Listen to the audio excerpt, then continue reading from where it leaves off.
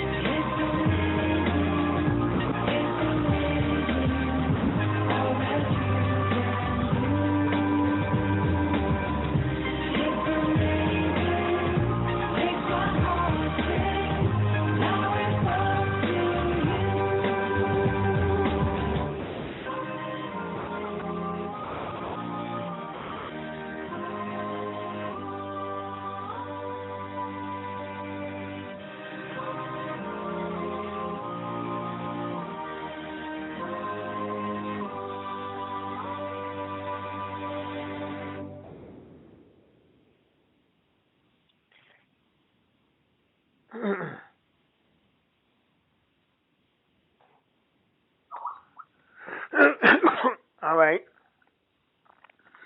How's everybody doing out there? Good. Oh, very good. Thank you. Good. Okay. Before we start, we're just going to take a little time out so you all can let's be silent for a couple of minutes, and then afterwards we will commence.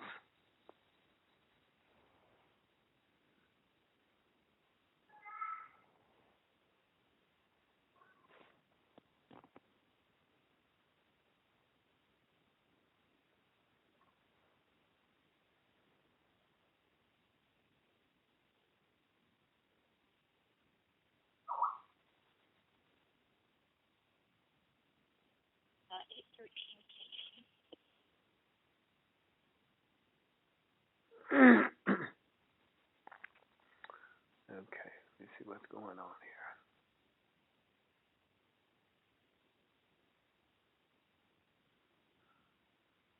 here. Okay, guess that should do it.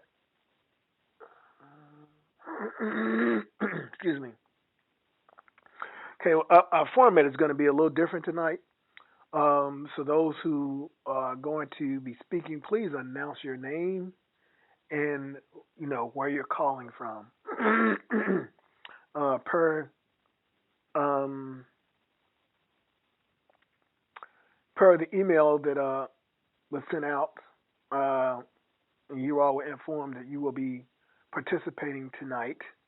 And you were advised to listen to last week's call and look at the documents, or at least have them printed and be prepared to address the question or be able to respond when called upon. I am pretty much at my wits' end with people who are seeking to be breastfed, burped, and have their behinds wiped. I'm not in. That's not my forte, and that is not the format of the class. So what we're doing now is you're kind of getting orientated as how things are going to be conducted. I'm not going to be asking questions, answering questions. I'm going to be asking you questions, and between you all, you should be able to have some idea, or then once I think you're there, I'll point you in the right direction. You have to perform your own due diligence. Even though I have given you the court cases and things like that, a lot of them we would have to go over pretty much on a point by point basis because even though I may say something to you, your mind may be focused on what was said prior to that, and the point that I'm making can totally escape you. Now, I know what I'm talking about in that sense because there were things that my teacher taught me that I didn't get till 5 or 10 years later, and it still amazes me how I go back and I just can't imagine how I missed that, now that I have deeper understanding. So to be successful at this, that's what's going to be required. Also in tonight's format, as I said, any of you who have questions, and the purpose of this also is I have made certain claims, and those claims that I make, I stand on. Now, I was posed with a question tonight by one of the participants. He was saying basically, why spend time on what doesn't work? You'd rather see me spend time on what works. Well, you really can't sometimes get an understanding. It takes a review of what doesn't work to actually show you or get an idea of what works. I mean, we've all heard of compare and contrast. That's why we do compare and contrast. Those who are trying to carry out their due diligence, that's necessary. So, anyone who wants to pose a question, or if you're making certain assertions or claims, make your claim, okay? But don't just make a claim and not substantiate your claim with source material or with facts. For many of you who have written the term papers, you know that you have footnotes and you have a bibliography, and you're showing when you make your claims, you're showing the materials that you read, and you're showing the footnotes. And a prof can basically look at your bibliography and look at your sources and tell if you're on point or not without having to read your whole paper. So that is the nature of this tonight. So I told you, for y'all who read the email that I received from one of the participants, and I want to address that, and I want you all to address that because I think it will. If you are confused, if you're unclear, as the author of that email, well, then this should help you gain some clarity and where we need to move on. So, as I said, if you have any questions, now is the time to speak up. State your name and where you're calling from. And if you have any assertions, I don't have a problem with you bringing them to the floor, but just be prepared to back it up. We're not operating off of emotion here, and I am confident. Many of you have made comments that I am arrogant. I beg to differ. What you sense in me is confidence. You're mistaking confidence for arrogance, and I, based on the sacrifices that I made, I basically am confident because I have research and I know what I'm talking about, and I know when I get before someone that I can do this vivid voice say without having to do it, have to depend or rely on paperwork. And in terms of an ego, yeah, we all have an ego, but I don't. I'm not ego driven. Yes, I have ego when it comes to self-respect. Yes, I do have self-respect, and I'm a self-respecting person, and I will not allow anyone to disrespect me. And if they have a, and if it ever comes to that, that's another side of me that you do not want to see. So I do unto others, I have others to do unto me. I respect those, and I would accord, and I hope you accord me the same uh, respect. So, is there anyone out there that wants to start this off with a question, or before we get into some of the other stuff, or if you have a statement, um, please do so.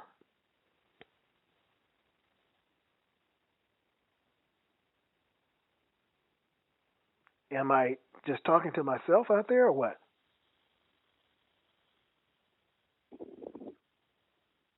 Well, this is William Blake calling on Houston. Go ahead, William. How are you all doing? Yeah, I was looking at the email that was sent to you, and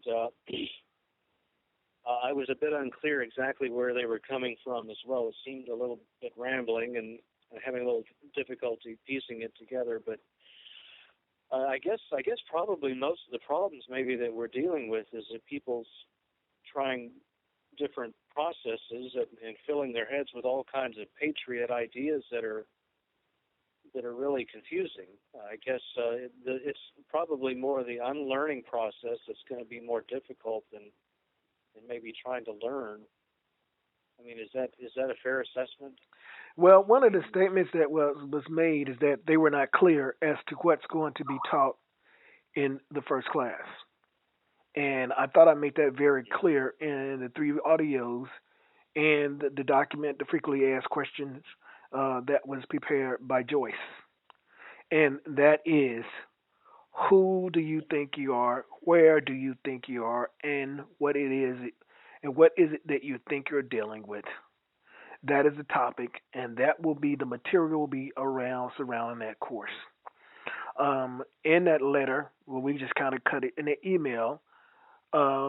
Certain words were mentioned, which um, which just well, at the first of that email, if you all are looking at it as I speak, there were some things about Tommy. I'm sorry that I'm not using the correct words.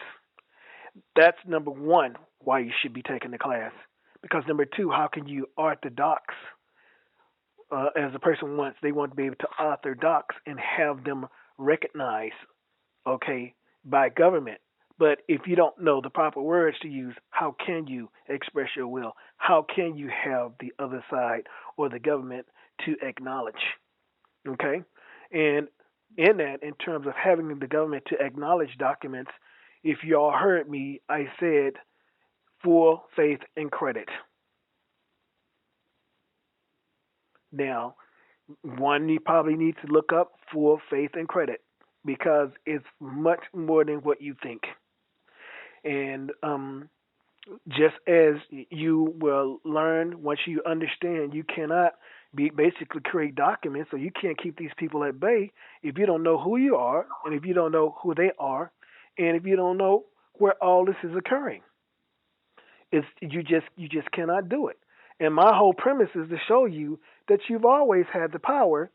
Is that you are just not supposed to know that the other system is still in place. It is just presumed that it's dormant, that everybody is in commerce. When this country was set up, you had a democracy, which was that which was controlled, that national government, which was used to control all of the territories and all the properties and things that had been ceded to the United States. Um, all of those who were on equal footing in the of the several states, they are in a republic. Now, as we know, government derives its power from the people. The people decide together, the sovereigns got together in a means of protecting each other. They provided their state governments with certain duties and obligations. And those states got together and they decided what rights that they were going to come together and give up to form national government, and they put those rights in a trust. And those trustees under that constitution, those who took an oath to it, were basically taking an oath to protect those private rights. And to interact with the state is within those 17 limited enumerated federal powers. Anything outside that, they could not approach or have anything to do with the state or the people of the state, because the people are the state. And so in order for you to create the necessary documents, you have to know what the state is, what the people are, what is meant by the term sovereign, because many people don't know what sovereign means. Okay? And when I say that, I'm not saying that to be condescending. I'm just stating a fact. And looking at that email, certain things, certain words were used, but that's not. I don't see any of those definitions that were given. I don't see that having any relation to the definitions in Black 4th or Black 6. And what it shows me that the person didn't take the time out to look those words up, because in looking up those words or defining those words, therein lies the answer to the questions that were posed that was causing confusion. So in order to author your docs, it is imperative that you know who you are, where you are, and what you're dealing with, and you understand the language and the terminology. I don't offer processes. As I said earlier, a process is just like someone giving you a chemistry book and telling you to turn to the last chapter, and this is a process. This may be a remedy, meaning that there is trial and error, and yet they haven't taught you how to assert what's in that chapter, because you haven't even been taught the periodic table. You don't know the atomic weight of the elements. You know nothing. And so if you take what I'm saying, not only am I giving you that chemistry book and giving you all the chapters and explaining the periodic chart and giving you all the molecular weights in terms of the words, each of them have, they have a meaning, but they also have weight. And we also talk about jurisdiction, which is in a sense talking about the molecular weight of the element or the atomic weight of the element. So starting from that, you can begin to see when you talk about the more advanced subjects, and even when you talk about even a discipline, another subject, which is basically mathematics, advanced mathematics, because they both go in hand. Advanced chemistry goes in hand with advanced mathematics when you get into chemistry or when you get into calculus and algebra. So the point that I'm making is I wanted to point out that the claims that were made about not being clear, about me belittling the others, which I did not do that. I merely said I respect them, but what they are teaching is crap. And that's the honest truth. And if they don't think so, then come forward. That's the nature. Come forward, because if you cannot participate in this arena right here, which is, we're all trying to put this information out here and learn, how are you going to perform when you're called on the carpet? Okay? And my thing is like I said, in the past, I've patted people on the shoulder. I spoke to them real sweetly and gently, but yet and still, they don't get it and they want to argue. So now I have to take this punch you in your face approach to get your attention. So it's not me being arrogant, folks. I'm just saying I know. I just basically felt that I needed to create an environment or a school or class out there where one can get the information. I'm just a vessel. So whatever you do with it is your business. So at least I can say to God, I did what it is I think that you put in me to do. You lead a horse to water, but you can't make it drink. And if you look at Joyce's document, frequently asked questions, and you listen to the other one, is that you all are so trained and programmed, and they make you acquire things at great cost. And having to acquire, go through such great pain and cost, and when it comes to someone basically in its basic sense or on a basic level, show you the flaws of what you've been taught, it's hard to let that go. It's hard to think, man, I put all that time into this, all that money into it, only find out that it's a bunch of crap. But the thing is that you come into having had those bad experiences gives you a greater appreciation of what you're learning, and it takes your learning to a whole nother level. I don't care what anyone says. Pain is necessary to have increase in spiritual awareness. That's just the way I see it. It makes you pump your brakes, and it makes you stop, and it makes you should make you want to connect with the divine presence and your vibration in the whole bit. So you have all that you need. You have it all within. And I just think that people, they want to chase the money, and then they want to say they want to do the God thing. You know, you should always be doing God first, because everything else is going to be gravy. And that's what I'm saying. So everybody's just so focused on the material. Not everyone, but a majority of people out there. And so my reason for addressing that email, some of the claims that that was made in there, that I talked about Minnesota 220. Now, if you have that on your screen, let's deal with that. If you notice on Minnesota 220, everything is in all cap letters. Is that correct? Okay, people, you all can take yourselves off mute, and you can take your everyone. You can come out of mute, because I want you to participate, and if not, then we're just going to end the call. The heading is in all caps.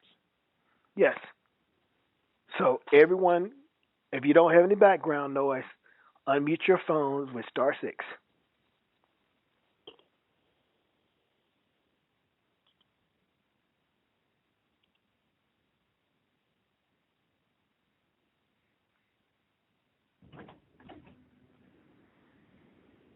Okay, very good. Now, everybody wants. Are you looking? Are you all looking at the document from the email that says Minnesota 220? Yes. I mean, we got 20. We have 20-some people on the call, so I would like to hear a call and response. Yep. Okay. If I say check, I would like for you all, if you're in agreement, to say check. Is that understood? Roger. Hello? I have the Rule 220 General Rules of Practice Minnesota Court Rules. Is that what you're talking about? Yes, that was the front page that I sent inside the document, the email that I sent out to you all. I got it. Now, do you all see where it says Minnesota in all capital letters? Yes. Now, can you all tell me what jurisdiction is that? Democracy. Okay, it says it's territorial to the democracy, correct? Because it is a statute. Now, if someone is in the state of Minnesota, one of the several states, or a republic, how in the hell does that have anything to do with you?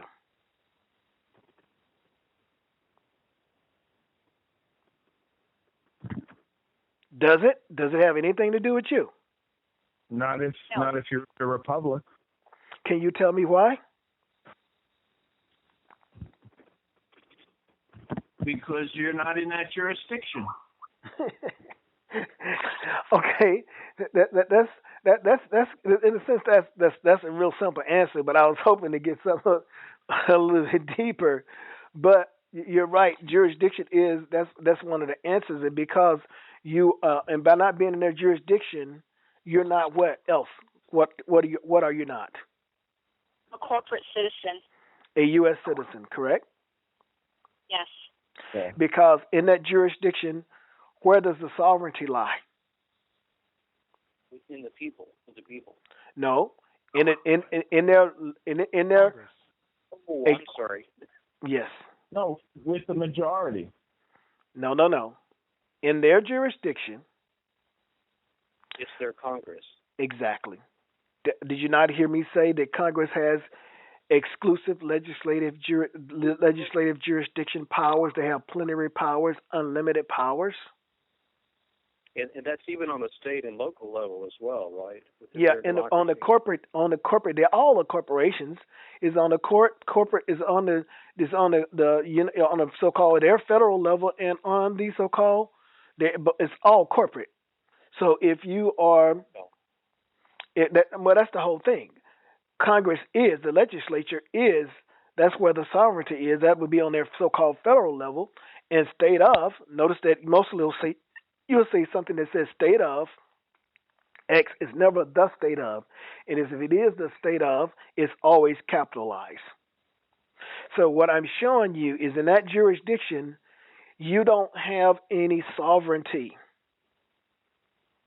So to go out here and claim that you are going to do this birth certificate thing, and if you read that birth certificate, what it says there in 220, it says nothing about you having any authority.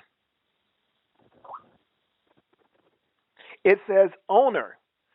Can someone look up the term owner for me in Black's Fourth and tell me what that means? Oh, I don't have Black's Fourth. Oh, I do have. Okay.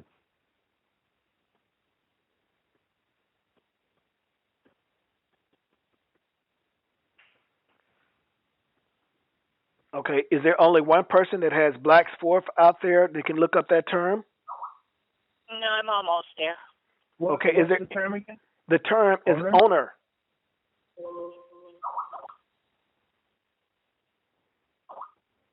It's just got to pop up on my screen. Oh, okay, I've got it. I put it on Black's Fourth, William Blake. The person in whom is vested the ownership, dominion, and or title of property, proprietor, and then it goes on from there. Is that pretty much what you mean? Wayne, are you on the phone? Yes. Explain to them about owner, please. Okay. The owner is pretty much a trustee. You don't get full ownership. You could own certain parts of a title. You can have beneficial rights ownership. You can have trustee ownership. So in fourth edition, it says the person in whom is vested the ownership, dominion, or title of the property, proprietor. I actually posted all this on the chat. It says to have a good legal title, but it doesn't say lawful title. To hold property. So you're holding a property to have legal or rightful title to. So do y'all right? So you all understand that there's a difference between fee simple absolute, which is a form of title, and title in allodium. Do you understand the difference between the two? No. Okay, well, I suggest you look it up. Okay. What do you want to, because in the audio, last week's audio, I told you, and before that, the difference between the two. Fee simple absolute means that you owe a fealty. Fealty, the term fee comes from fealty, and if you know what fealty means, then that's in a sense, it's like you are subject to someone else, and you are paying a fee for the use of whatever the property may be. Title in allodium means, or allodial title, or title in allodium means you have complete, free, unfettered title. All rights, not partial, all rights. Tommy Andre here from Canada. Yes. Does the term owner not cover both kinds of ownership? Well, owner could be to cover both lawful, like both beneficial.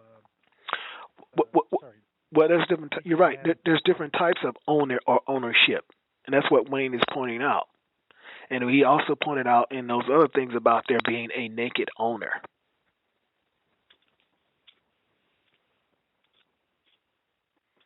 See, so what I'm trying to show you is registration. If you look up there, how many of you out there? I want you to bring up the SS4 form now. But before we go off to 220, if you read 220, can someone read that to me right now as we speak? Oh, birth certificates. The registrar of titles is authorized. So the registrar of title is authorized to receive for registration of memorials upon any outstanding certificate of title and official birth certificate pertaining to a registered owner named in said certificate of title showing the date of birth of said registered owner, providing there is attached to said birth certificate an affidavit of an affiant who states that he or she is familiar with the facts recited, stating that the party named in said birth certificate is the same party as one of the owners named in said said certificate of title, and that thereafter the registrar of titles shall treat said registered owner as having attained the age of majority at a date 18 years after the date of birth shown by said certificate. Right. So now it shows that the person is of age of majority and now has a right to make a decision, or is basically is now pledging his labor or his bound. Now, in this thing here, in this rule, where does it say that you have any authority? The person who is creating an affidavit or whatever and attaching it thereto, where in here does it say they have any authority? Can someone please? Nope. And doesn't it say Rule 220 certificates the register of title is authorized to receive. That's all that this is applying. That's all it is saying, that she is authorized to receive. There's nothing in here that gives you any authority, or the person who is making the claim or putting an affidavit there too. Now, yes.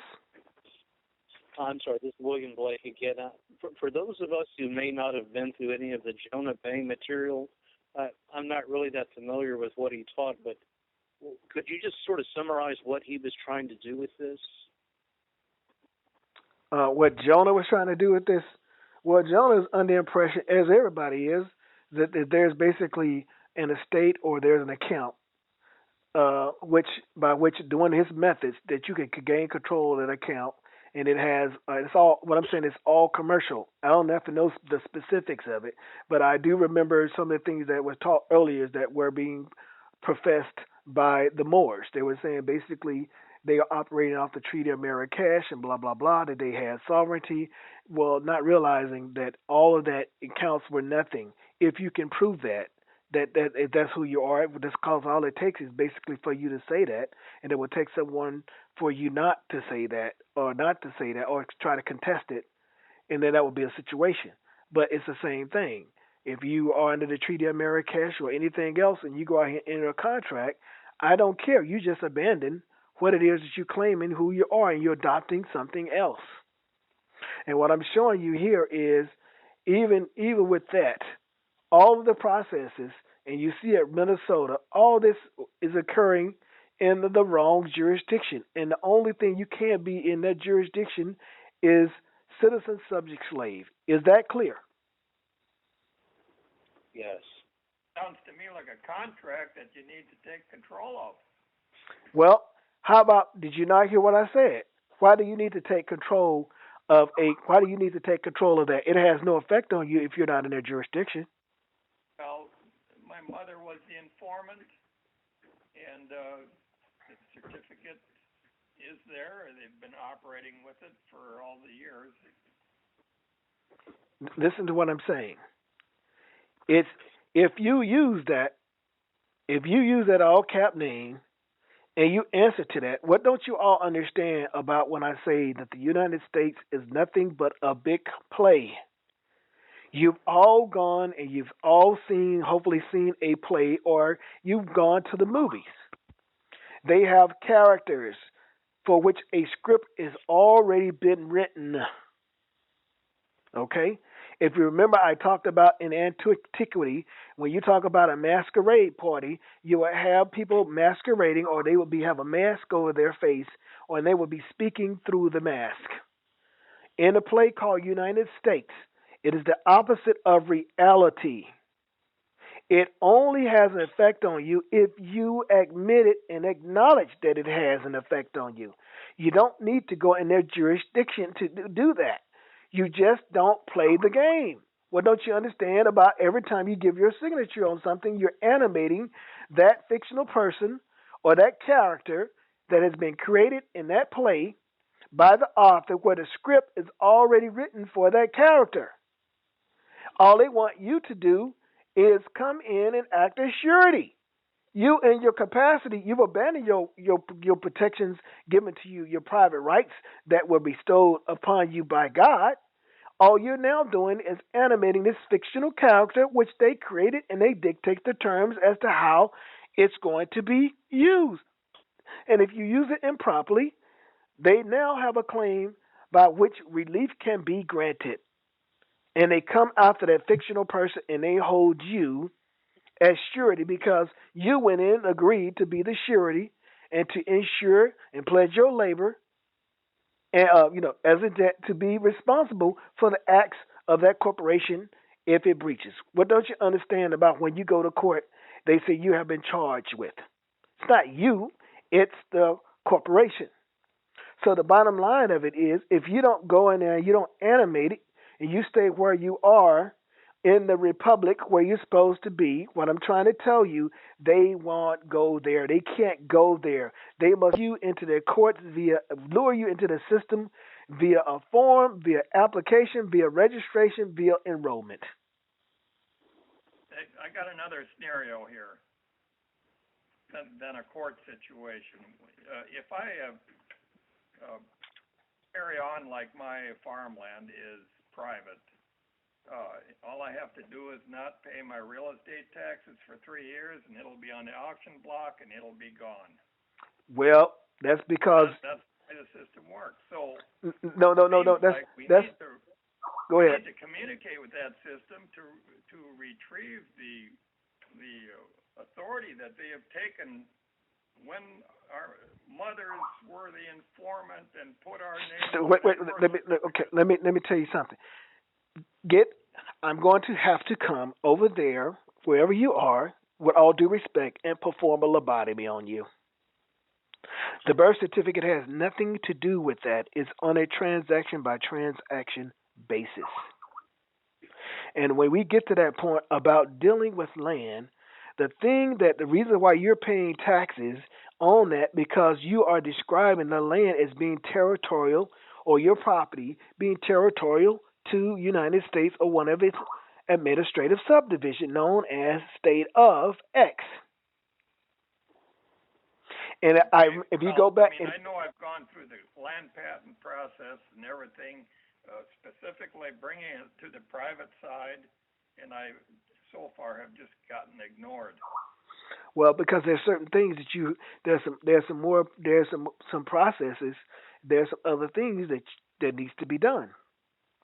Now, do you have a mailbox still outside on your land? We have a private box at the post office. Do you have a mailbox on your land?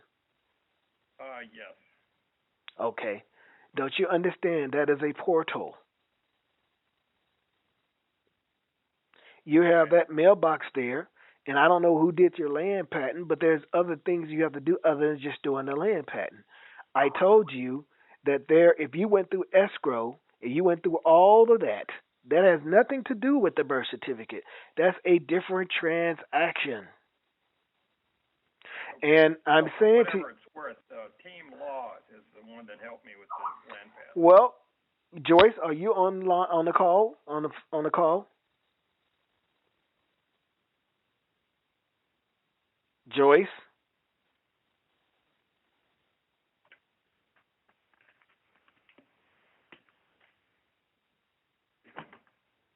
Hello, Joyce.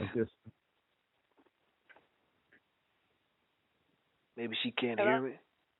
Yes, Joyce, are you on the call? Me? He just mentioned he had did everything correct with his land patent, but he got nowhere, and he was using team laws approach. Yeah. So did I. And I couldn't find a flaw in it.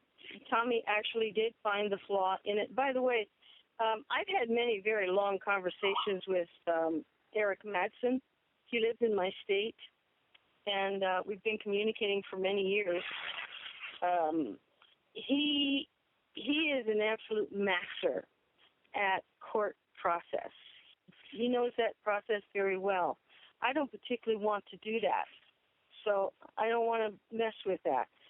But even still, when I got the process that he helped me do, Tommy looked at it and fairly quickly found the flaw. I corrected that flaw and refiled my document, and it's been a whole different experience. That is when they, for the first time ever, recognized my non-domestic my non-domestic mailing option. Now, Joyce, do you have a mailbox on your land? I don't know. You think that? Because yeah, Go ahead. Go ahead. I never applied for any kind of service on my land. I've only owned it 2 years, and I didn't apply for building permit. I didn't apply for anything, electric or anything. I'm off grid, and so if you are on grid, and if you are in the system through those applications, those will need to be addressed. I didn't have to do that, so I never had a mailbox. I briefly tried. The post office said, we're not going to deliver your mail until you get a building permit. And I said I wouldn't be ready to do that for a long time. And so I haven't been able to get any mail here. So I have my mail delivered. So now tell me, can someone tell me what a permit is? Application for entry. I was wondering someone else in the call. Guys, I'm going to tell you, if you guys don't ramp up your participation, we're going to end the call because I gave you all instructions. I told you to read the material. I told you to listen to the call and be able to participate. And if you're not going to be able to participate, I'm just going to boot you off the call. I'm going to end the call. We're not going to sit here and spoon feed you. And if this is going to be the conduct that you're going to be demonstrating in the class, then I could tell you, keep your money. I mean, don't even make a donation. I want to interject. I would like to interject on the postal number. Once the land is registered or filed or within the system, unless it's removed via the land patent allodial, there is a designated number that goes with that property for the county and or township for the number of the post. So it has to be rescinded or terminated, that it does in fact not exist, that it is in the private, I'm not really sure, but to notify the post office that there is no delivery and or number designated to that land, on the land. And then the number for your mail and or private post is designated how one fills out the application with a private box through a private service, and or I'm not sure how to set it up through the post office, but I know that there's a certain way to do that. I have not done that. I've done it in the private with an off mail system from the property. So there's no residence. To the caller, What was your name again? Sherry from No, Michigan. no, not Sherry. Also, The call before you. The man that was speaking before you, please. Hold on a second, Sherry. What was your name? Dan? Dan, Now, S-T-A-N. Stan. Okay, Stan. Let me ask you another question. When you purchased that land, did you go to escrow? Was bought by a warranty deed originally. Okay. Well, there's another one of your problems right there. Right. But I mean, our objective with what they call the land patent sandwich. Land patent sandwich is okay, but there's something that you're missing. We're not going to go into great detail. Joyce, can you tell? With a quick claim deed into the private side, that's what the objective is there. Joyce, can you Yes. not go too deep but address that? He's saying he's doing a land patent sandwich. I'm not sure what you mean, not go too deep. You want me to talk about the quitclaim deed and the other document? Yeah, you can go talk about the quick claim deed, but he's talking about a sandwich, and he doesn't quite understand that there's something else that's crucial. That is, right. that's But the quitclaim deed is part of that sandwich, right. and that's the flawed part, Stan. And I remember you from Arizona. That quitclaim deed is flawed because when you quitclaim deed anything, all you can transfer is the interest that you hold. Nothing more, nothing less. You cannot transfer interest you don't hold. And the problem with the quitclaim deed is that you don't hold full interest. So if you quitclaim deed that property from the trust to the living man, you're still only transferring limited ownership. So and that was quick claim deed was just the vehicle to bring the land patent forward in my name. Stan, listen. What I'm telling you is, before you did this land patent thing, before you did all of that, I'm not saying the land patent is invalid.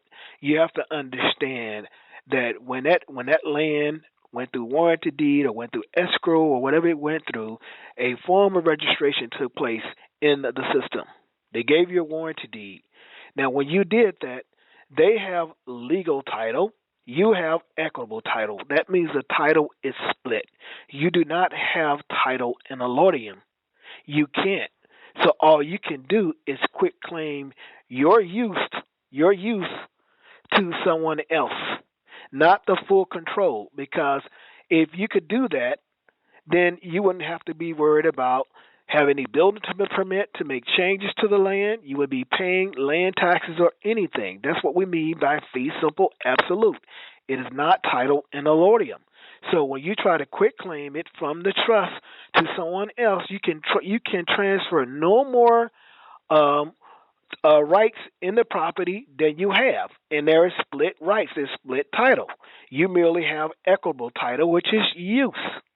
So there is something else that has to take place, which nullifies the warranty deed, and it shows that there may be a trend. You may do that quick claim deed, but there's something that's more powerful than all of those documents. Do you understand that I said that when you do a transaction, that the transaction must take place outside their jurisdiction? That there must be a record or something of a certificate or certifies that the transaction was done outside, or the act was done outside of United States by two people or between parties who are of the several states, who used silver money, who gave the description, and the whole bit. Did you all hear me not say anything about a bona fide bill of sale? Okay. So, Joyce, you may want to explain further. I'm sorry to cut you off because you have the experience at that. And if you would go ahead and add to that if you like. So, Stan, what I did was I sold the property from the Joyce Morris, the trust, to Joyce Morris, the woman, and I sold it for $21 silver and recorded that document, had it notarized and recorded. And it was back when I filed that. I had already filed the patent, and it still went to my standard address.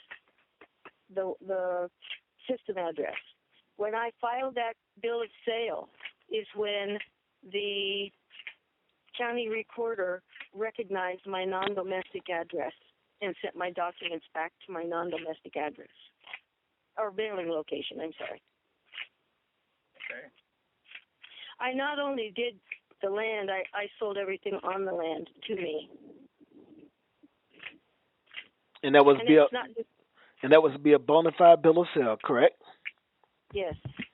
And the language that was contained in that bona fide bill of lading, was it territorial to the United States or was it territorial to the United States of America? To United States of America, Colorado. Okay. So if it's territorial to the United States of America, does United States have, can they even talk about having personam jurisdiction, subject matter jurisdiction, or venue? Or can they exactly? Because you are in a different forum. And this is another word you guys need to look up, battle of the forums, or look up the term forum. And they recognize this. Okay. So, there was no resistance on their part. None.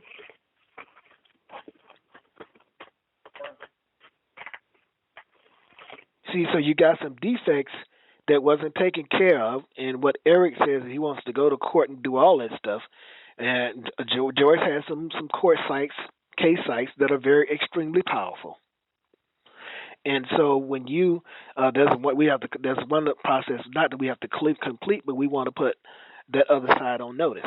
So in order to create the document or even to create the bona fide bill of sale, how in the hell can you do that if you don't know who you are, where you are, and what it is you're dealing with?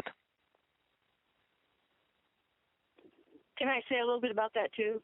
Yes, go ahead.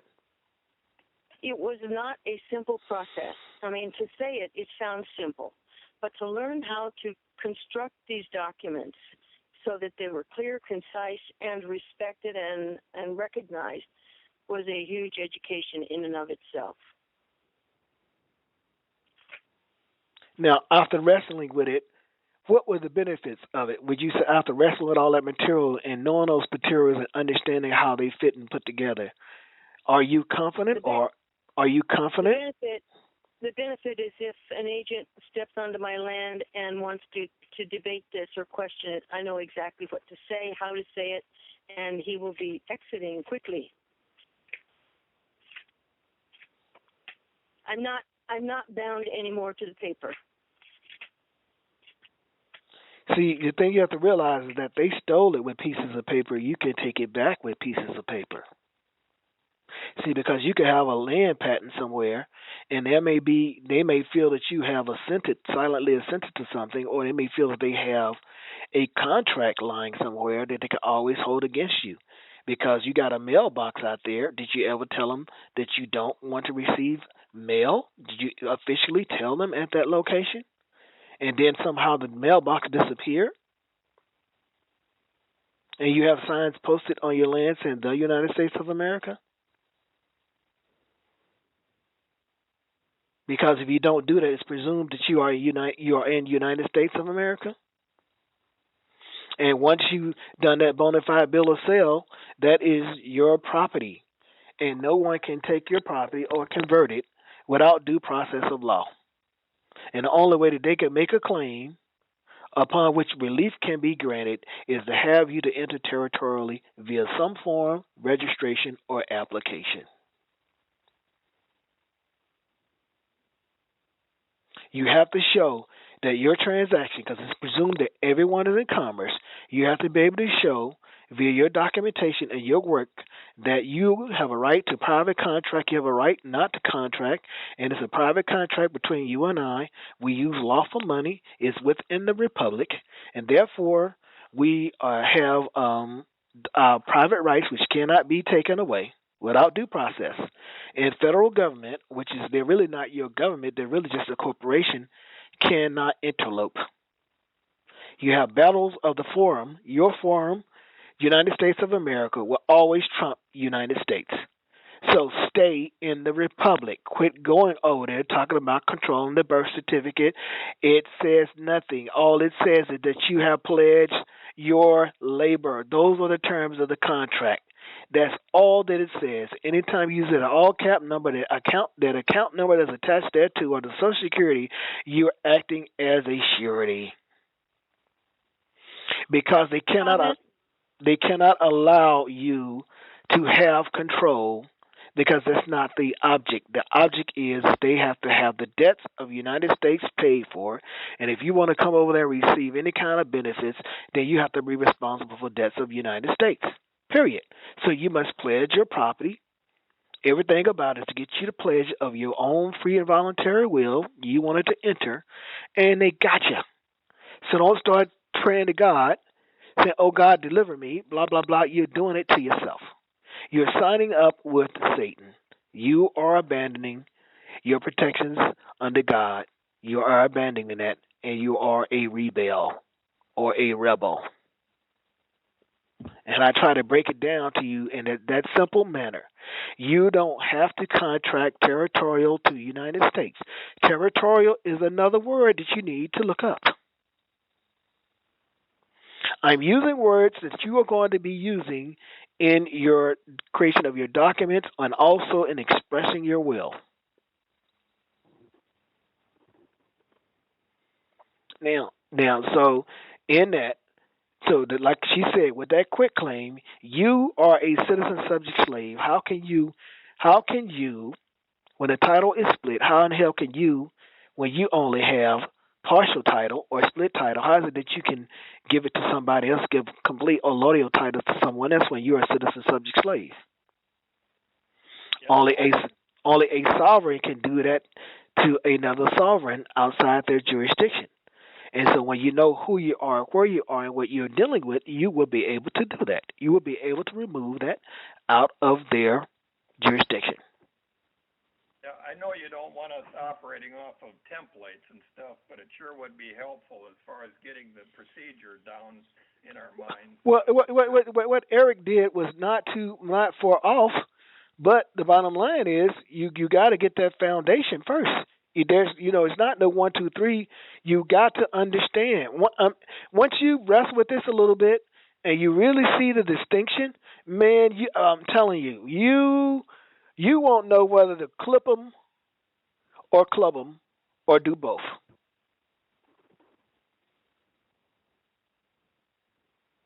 So basically, what we missed is the post location and the bona fide bill of sale. Yep. No, there's more. But yes, there's a language, and the way that you notify them of who you are, where you are, and what you're about.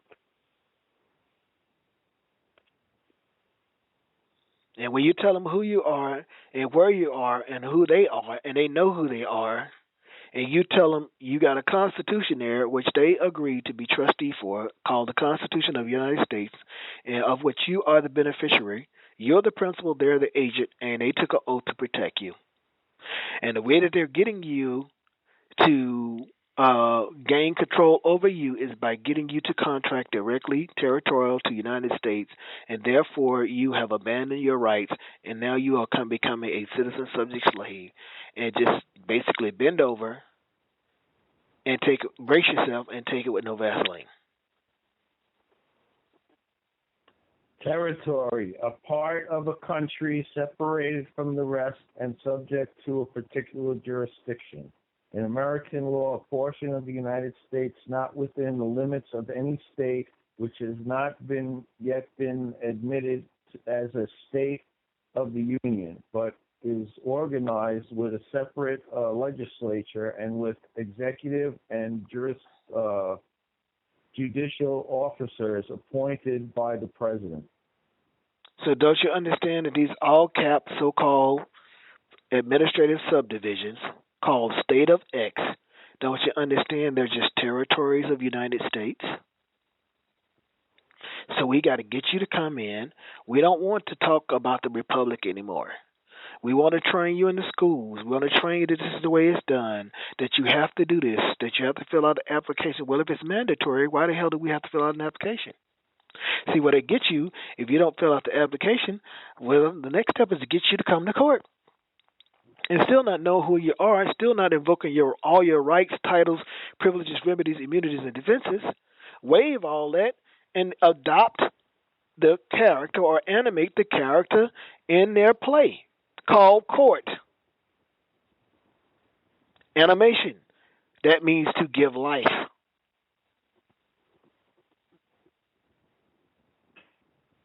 Is everybody clear on that? Yeah, you're giving them permission. And that's what. Are they giving you permission when as you say permit? But you're right. You're absolutely right. You're giving them police powers. Can I say the word permit? Yes, you can. Want to go? You can say the word permit.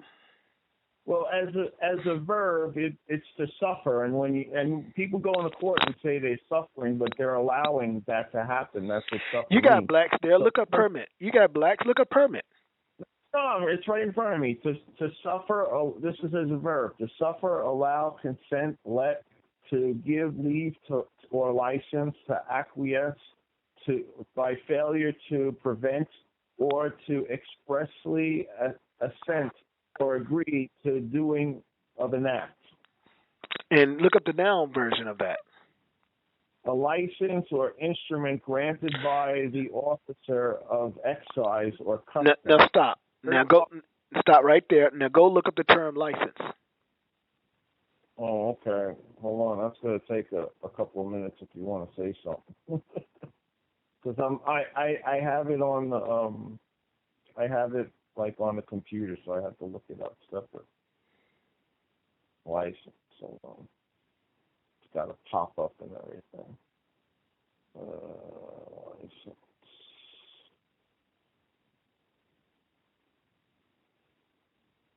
Yeah, license is to do something that is to get permission to do something that's illegal. Otherwise considered illegal. Isn't that correct? Yeah, I didn't even have to look that up. Yeah. Right. So when you look at permit and look at what all that means, people going out here getting licensed, you're begging them for permission to allow you to do something that would be normally illegal. That is, if you are in their jurisdiction. How about you're not in their jurisdiction? How about that doesn't apply to you? How about you're sovereign, where all power is derived from, and they have agreed to protect you by taking their oath to the U.S. Constitution. U.S. Constitution is different from the Constitution of the United States of America. You all need to understand that.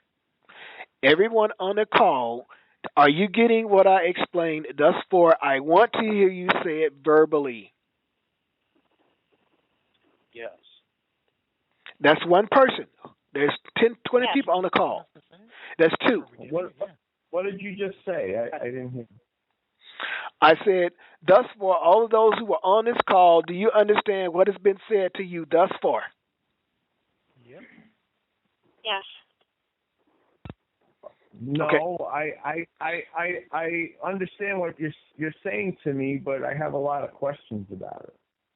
I still need a template to go line by line how to work my way through this. Well, it's not going to be a template. That's why you come to school to lay the foundation. That's why I said land patents, all that stuff comes later. You can't. There's no way you could do this without having foundation. There's just no way. And that's what people tend to do is they tend to focus on one thing, and they can't see the forest for the trees because they're just focused on that one thing and doesn't realize all of those things connect. It's just like your body. Your heart has a function. Your eyes have a function. Your kidneys, your livers have a function. They all have a function, and they all work in unison, if you're not ill, to make sure you have great health. You just can't take one part and dissect it and say, okay, this is it, I got it done. So what are you going to do if you have a cookie cutter approach and then you get attacked? Well, we were just talking about one contract that has to do with land or real estate. No, what I was showing you that all contracts should be done that way. Right. No, I understand, but I was addressing this one here, and it's. And what Joyce just pointed out to you, Joyce would not. She's telling you, even with Eric's stuff, she would not have been able. Her and her husband would not have been able to do what they did or accomplish without having the foundational knowledge. That's true because we, like you, Stan, had already patented another property and we eventually lost it. If the patent had no value whatsoever. And it was Eric's patent that time as well. Right. Well, and you were following a cookie cutter. Right. And another mine. thing. And now that Joyce, after that was brought to her attention, Joyce researched it, her and her husband. They researched it and they performed their own due diligence. And you would be extremely difficult for you to tell them that the position that they're standing on is without veracity or invalid. Tommy and Joyce, we're talking about what I'm dealing with also because I did the land patent on one of my properties, but still it's been seized and sold, so it is in the past.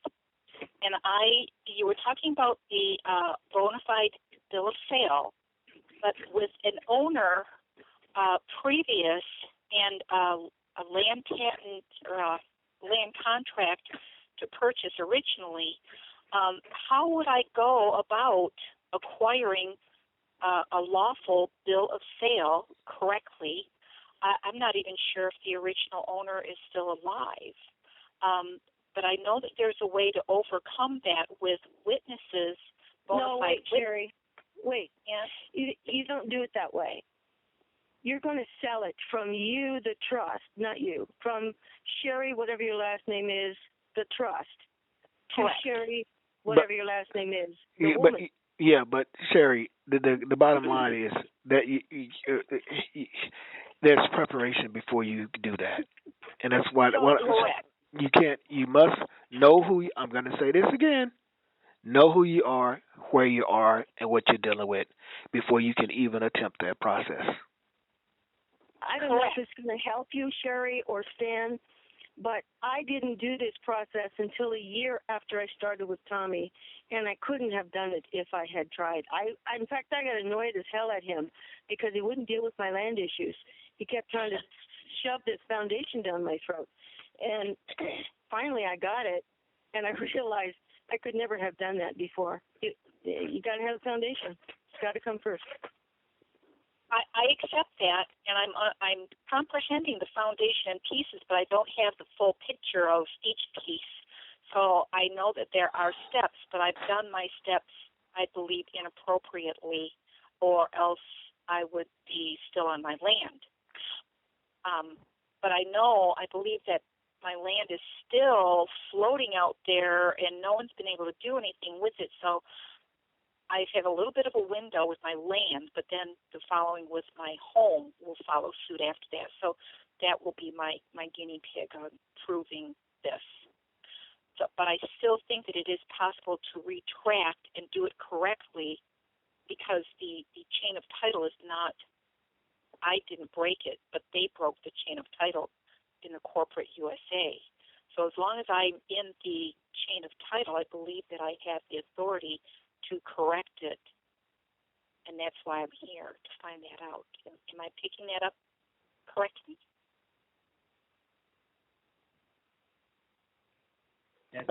Are you addressing that to Joyce? Okay. Yeah, Joyce or Tommy is the way that I'm picturing it. Joyce, you want to answer that, or did you catch that? No, because Sherry, you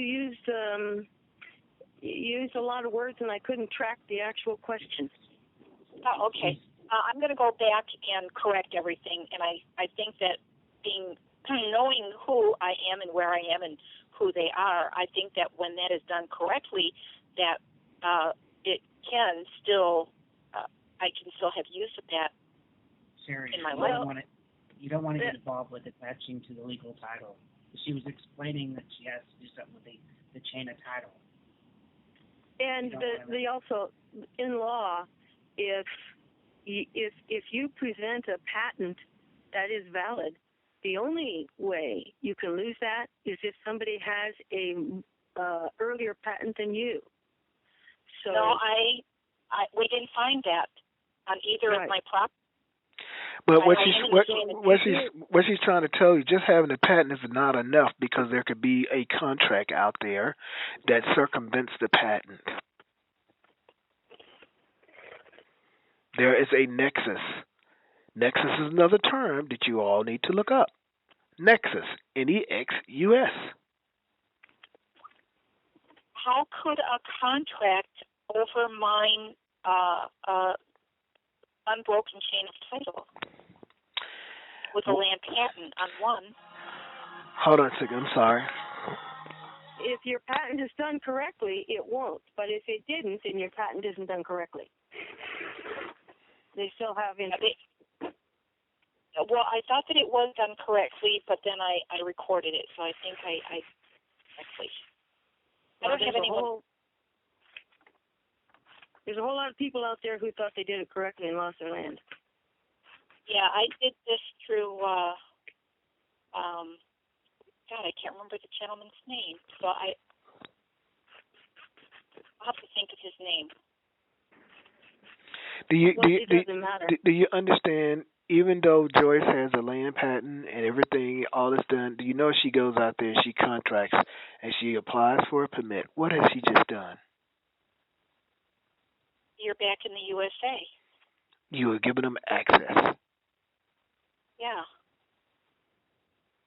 So do you understand? You could do all the preparation work and not understand what's going on and enter into a contract, or not create the contract, or not learn how to control the contract, and all the work that you've just done, you have just reversed it. But it still can be taken. But then again, another bill of sale and another sale could take place to bring it out, or to control that contract.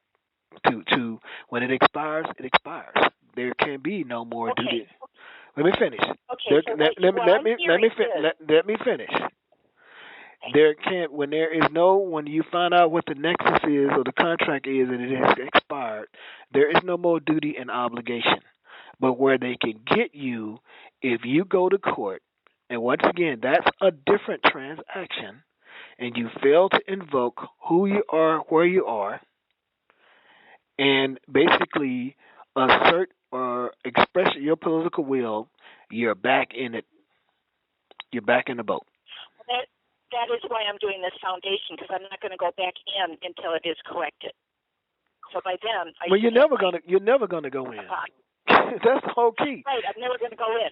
But as far as correcting it, putting it on the record, whatever it is. You don't even like I said, you won't be entering territorially. You only when you record something, you're only recording to give notice, not to basically not to partake in a benefit or anything like that, because your documents would show that the whole transaction took place without United States. There's nothing in that document or that contract whereby they can make a claim. It took outside their jurisdiction. They don't have subject matter. And that's another term you need to look up, what subject matter means, what personam jurisdiction means, and what venue means, and what forum means, all that. What lex loci contractus means, all of those things, you need to learn them. And I know it seems like it's complicated, but once you all get together, you go to the class, you start communicating with each other.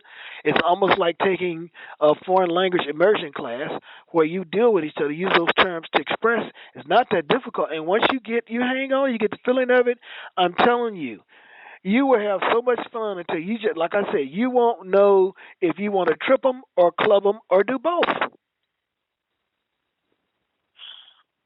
I do have one question, because I'm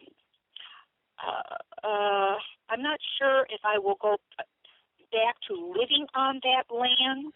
Do I have to live on that land to have full allodial title to it? Or can I sell that land? Sherry, I'm going to say you one more time. Yeah. I'm not going there because I'm going to bring up something else which is going to require me to do some more remedials, go over some remedial points with you, and then going over those remedial points, I have to go with other remedial points, and that's just too taxing. So that's why I say the foundation, once you have that, you will begin to see out in the future what needs to take place, and all the pieces will start coming together. Okay. All right. Are you all on the call? Did you read Joyce's frequently asked questions? She said for 6 months she resisted. She just could not believe that what I was telling her, she was not ready to let go of what I was telling her, to the point, so I called her so many times like a maniac till it annoyed her. But she got one thing. It was one case that she did where she says, it doesn't work. I went before the judge, blah, blah, blah, blah, blah. And I said, Joyce, what did you do when you got there? She said, they told us to sign in. I said, where did you sign in at? Where's where? Where's here? And then it clicked in her mind right then and there. She went silent. She says, oh, my God, it's so subtle. It is subtle and deadly. And from that point on, her knowledge and her comprehension, I mean, it just was basically just began to take off. Her being arithmetically, I won't say geometrically, we'll say arithmetically. Okay, so I can accept in my heart that it will be just as simple as putting forth my correct language within the notices. Sherry, it is way more than that. When I say who you are, where you are, and what else you're dealing with, trust me. As you see in looking up these words, those are lessons within themselves. And to be frank with you, and you all don't see it because it's foundation. Don't you understand? I know for a fact already in the 2 calls that I've given, or the 3 calls, and with the documentation, I have already given you $8,000 worth of research and where you need to go if you only had the foundation to understand what I'm telling you. Now, I'm going to say this, and I'm not saying it arrogantly. I'm saying this. Please know that I could walk away from this thing without even having it to teach one class. Okay? And don't look at it as that I need something, not saying this to you directly. When I say you, I'm speaking in general. I'm not speaking to a specific person. You all, in a sense, some of you look at it as if you have something that I need in terms of, you're looking in terms of money. But really, it's the other way around. I have something that you need, and I stand on what I teach, and I've asked you guys to come and challenge. Because the only way that you're going to know that what I'm saying is the truth, you have to test it. You have to prove it. Okay? And that's what I'm saying. Come with your claims. Come with all these characters. And within the first 5 minutes, I'll tell you where they're flawed. Bottom line, one is jurisdiction. Right off the bat. If it's flawed in the beginning or the premises, it's going to be flawed throughout. And I challenge all of you on the call, not because it's arrogance. Come on. I'm saying, come on, Cletus. Bring it. Bring it on. Bring it. It's not about being arrogant or being pompous. Bring it on. See, because if had you done that initially with David Clarence and all of these other people out here, you could have spared yourself a lot of heartache. So I'm telling you where to go. I'm telling you to look up the words. I'm telling you to participate. And yet you get on this call, and all I hear is a bunch of people breathing. And yet then they'll turn around and they'll send Wayne emails. We have an opportunity right here to address me and have others to learn and learn yourself. So if you're not going to engage and perform in this phone conference, don't waste your time coming to class. Because I won't waste my time with you. I'm not looking. I have things to do. I am basically having almost made a full recovery from a stroke 4 years ago, and I got things to do. And I will not spoon feed you. Okay, then I don't want to spoon feed your sickness either. I want you to be healthy. I want you to know and recognize that you have a student 1. I can speak for myself only. I'm sure there are ears to hear also and eyes to see. But I know that with the foundation, this is what I am aware of currently. I know that my language is not correct yet. I've experienced that and put it into proof practice. Now, from this point forward, I am counting on you as a guide and the language that's being presented to further educate the knowingness of correcting these matters, even of the past, bring it into the present, knowing who I am, where I'm at, and who I'm dealing with. So I know that this can, and I would like a little perk of encouragement with your knowingness on your end, seeing me as a newbie, and knowing and letting me know a piece of encouraging news that I can, in fact, accomplish it with the foundation under my belt by implementing the correct verbiage, knowing all of the questions that you've presented to me, and I can stand on that. If I couldn't do that, then I wouldn't even be wasting my time even going to school. That is what I asked before, and I'm so glad to hear it from you now. Okay. Even in the questions beforehand, if I'm telling everybody to come out and I stand 100%, 120% on what I teach, and no one can find flaws in what I'm saying, I told you Jack Smith, whom I have great respect for, Winston Stroud, Jonah Bay, all of them, they cannot deny the truth of what I'm teaching. I want to talk to you, Tommy. You have to try. You have to prove your position as being truth. That's why you do compare it and contrast. That's why you lay this. That's why you accept questions, or when someone challenges you, or they come with a position and they want you to see what your response is. You flip the question back on them. How are they going to defend it? Where's their source material? That's why I went to Minnesota 220. You just saw it. It does nothing. It gives you no authority. All it says is for someone to tell you this is what you're doing, you're already looking at time, place, space, and plane of jurisdiction, signature, silence, and use. And when you take those, that's the cheat sheet. Those are the cliff notes to law, okay? And when you take those and you use that as a litmus test to evaluate what's being put in front of you, you should be able to tell right off the bat, is that the jurisdiction that you want to be in? Do you want to be citizen, subject, slave, and surety for all the debts of the United States?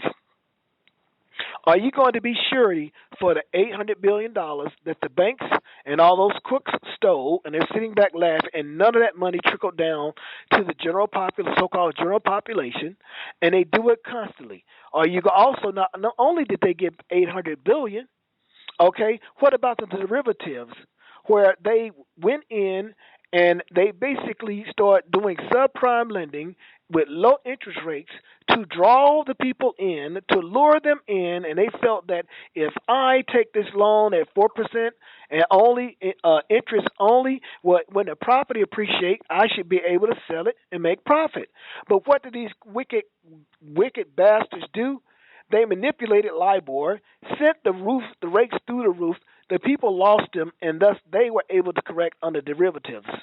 Meaning they took out derivatives, basically saying if these people don't pay, we get paid. So when they increased the LIBOR rate, that increased the interest rate, and so therefore the people couldn't pay, and so therefore not only did these wicked bastards get away with $800 billion, but they got away with the derivatives as well, and not one of them were prosecuted.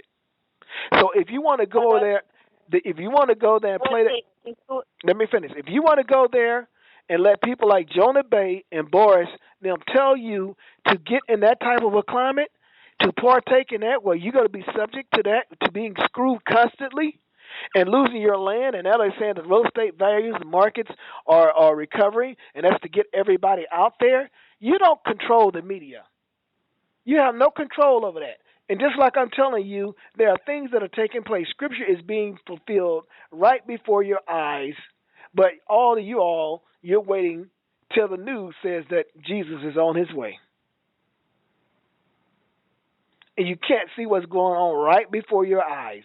All these suckers do, these 10% that manipulates the 85%, all they want to do is grind you into the ground and take everything that they can to turn you inside out, because they absolutely hate God, and they want to show him that we are going to rule. because we got your people locked up. All they want is this funny Federal Reserve notes. We're selling an American dream, and they'll do anything for the dollar. What you think Trading Places was all about? They're telling you something. That's how things operate. They sit at the top and they play games with those who do not have or those who are not informed. And then the average American reads on the 8th grade level, and they sit back and in the Trading Places, they did all of that, broke a man down, robbed him of his wealth, all for a dollar bill. It wasn't even a dollar bill. It was a Federal Reserve note. So what I'm saying to you, keep playing the games. Keep playing the commercial games with these people who are leading you into a trap so that you can be harvested. Keep on playing that game. So now you can't say, and when it happens to you, don't come and say, oh, God, help me, please, blah, blah, blah. No, because I told you. Tommy, can we please talk about identification and correcting one's Sherry, class. And if you look up some of the words we just talked about, they will deal with identity and declarations, and they will deal with certificates of nationality. Have you looked those terms up in Wikipedia? Have you looked them up on Google? You'll be amazed at what Google will do for you. And that's what I mean by stop being spoon-fed. When you hear terms and certain things up, look them up for yourselves. They got YouTube videos. You'll be amazed at what you can find. You may not find exactly what you're looking for, but you'll be amazed at what you find along the way. Stop just sitting back waiting for some damn body to spoon-feed you and wipe your asses after you've soiled yourself. And when I say soiled yourself, meaning you went out there and got yourself in a situation and you don't know what to do now. And then you want somebody to come behind you and clean it up. Yeah. Well, I'm really trying to understand this, and I got myself in the situations trying to understand this. But I mean, can I just ask a simple question? You said this is simple. None of your questions are simple, but we'll try. Okay. Well, no, kid. Go ahead. You said it's pretty simple. Is it as simple as just like claiming to be the man, and like you said, it was like a transaction from transaction experience. So, like if you have past contracts that you kind of entered into unknowingly because you didn't get full disclosure, if you appear in court, or if they take you into court, or they approach you in any way, is it as simple as claiming okay. the office? See, on a transaction by transaction basis, what they're trying to do is say, is this a contract? Are you familiar with it? Is that your signature? Now, no. And why isn't it your signature?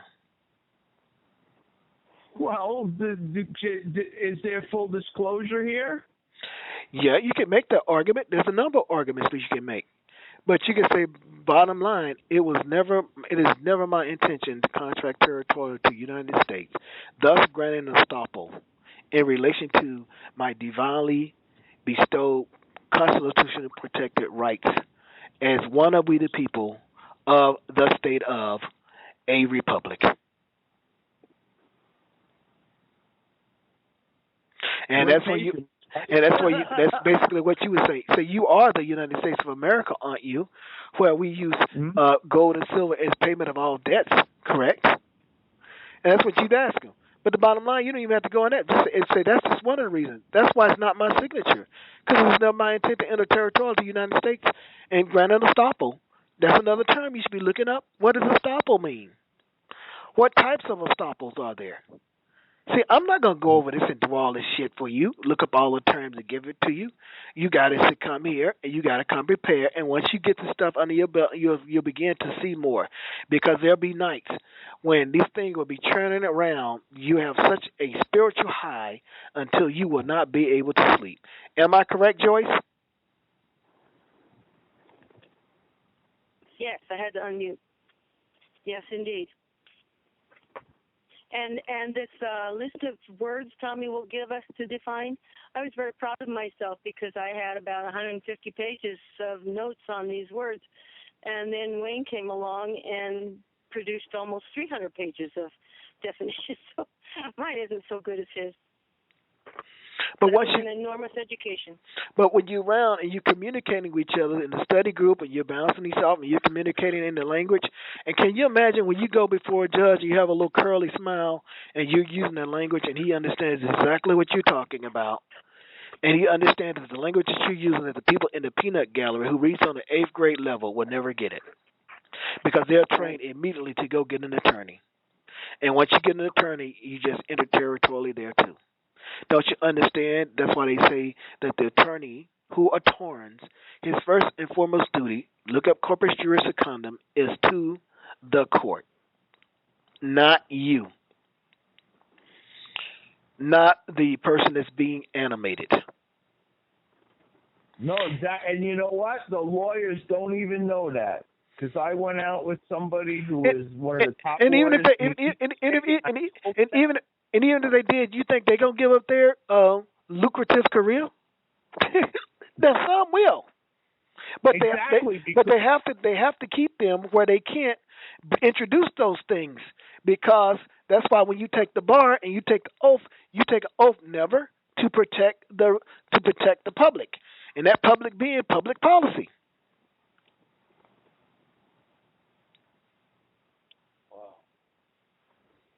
It's never set up for you to win. Don't you understand?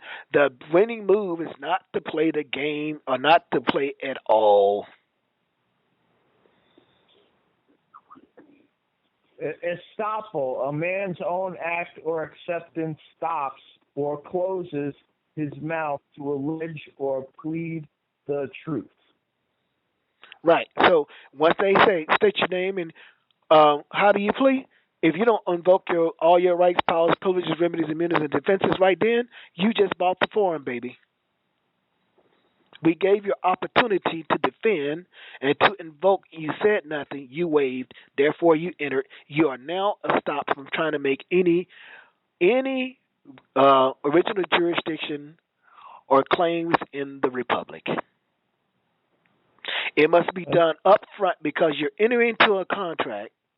And if you know this is a contract, everything must be done in the premises because that's going to affect any operation of law or whatever is going to take place thereafter. And most people go and sign applications, they go and sign forms, they go get building permits, which is a declaration of their intent to join territorial to the United States. I cannot say that any further. And knowing what I just told you, when someone's telling you, I want you all to pull up the SS4 form right now. I want you to take a look at it. Pull it up so we can discuss it.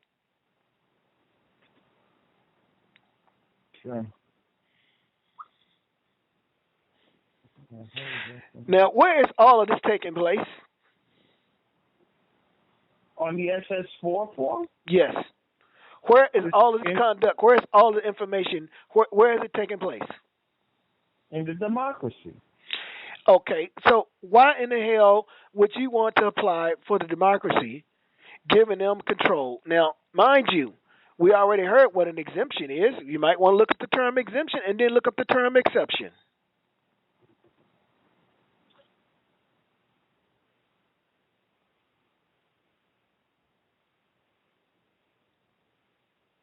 You know, I'm really kind of getting ticked off that there's only 2 or 3 people that are partaking in this call. So I think next time we have a call, those who have been partaking will be the only ones allowed on the call, because this is ridiculous. Well, how would you like us to participate? I just asked you questions. And no one say anything. I'm asking you if you understand. Are you getting these things that we're going over? I'm trying to make extra effort to make sure that one understands what is going to be covered in the course to some degree, the importance of these terms, and having looked them up and not think that you know what the meaning is. Go to the dictionary, For original jurisdiction, go to Black 6 for the democracy and compare the terms. They have a different meaning. And if you're going to be able to do anything in terms of expressing yourself or having your documents recognized and acknowledged, received, and accepted, there is many lessons there.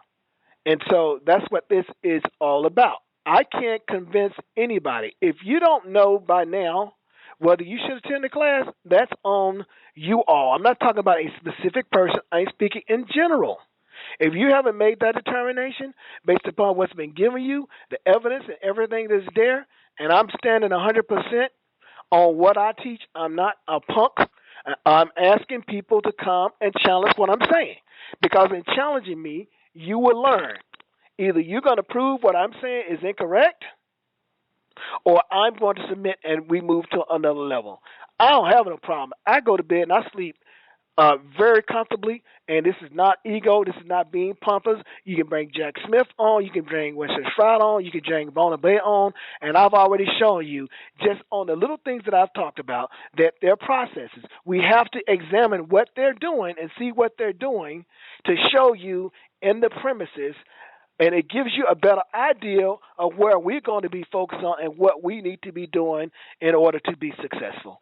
And it starts with, as I said, as Joyce told you all, I just kept pounding in her head who you are, where you are, what you're dealing with, time, place, space, and plane of jurisdiction, signature, silence, and use. And that is the litmus test for anybody's so-called process out there. Because as I said earlier, they are not laying any foundation with you. They're just saying, hey, here's a process. It's trial and error. We got this statute here from Minnesota 220, which says nothing, but all it says is what the registrar can do. But they would take that and try to extrapolate a whole process out of it, having no court cases, having nothing that's stare decisis, that has already been set and determined, and they are functioning. So what I'm telling you is based upon Supreme Court cases where stare decisis has been taking place, which means it is set. And if you know who you are and how to apply those, you keep everybody else in check. And if you understand full faith and credit, what that's all about, that means a document must be given full faith and credit. It is authenticated, or it can't also be self-authenticated. And they, according to their constitution, if the document is drawn up correctly in terms of time, place, space, and plane, in original jurisdiction, they have to take it. But you have to know. You have again. I don't have them with me right in front of me. Say what again? You have 4 and then 3. The 3 are signature, use, and silence. No, I said this is a cheat sheet. I'm going to give it again. This is right. These are the Cliff Notes, in a sense, if you want to call it that. I said time, space, place, and plane of jurisdiction. Time, meaning space, where. Plane. I wrote them. I don't know how I got them all wrong. The recording will be available. It's time, place, space, and plane of jurisdiction. And what you're saying is, where is all this conduct occurring in terms of time, place, space, and plane of jurisdiction?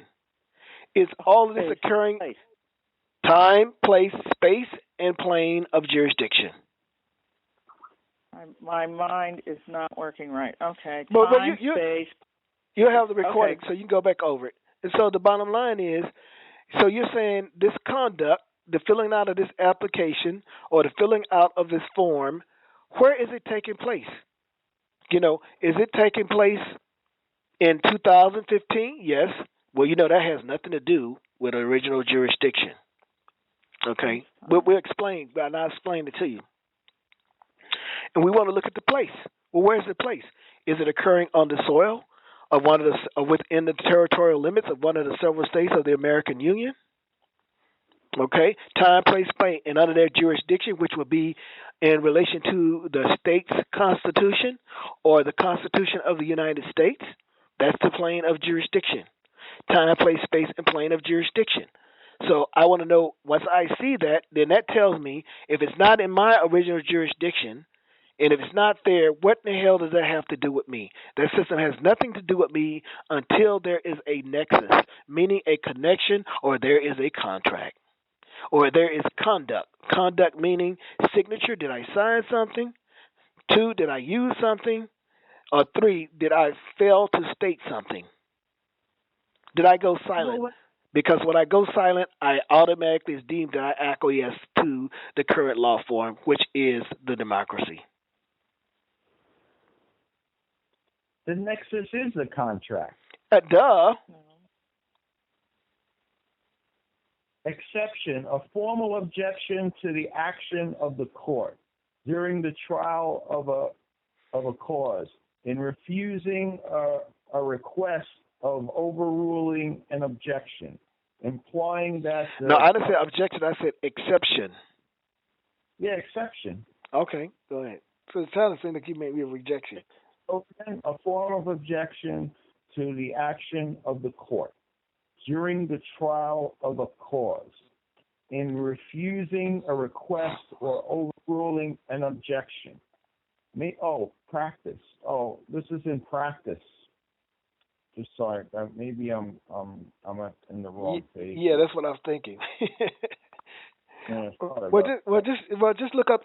Just go to freedictionary.com and look up exception, and then look up exemption. I think the bit you want is that which is accepted or separated from others in a general rule or description. A person, thing, or case. Say that one more time. That sounds right. Say that one more time. This is just a portion of it.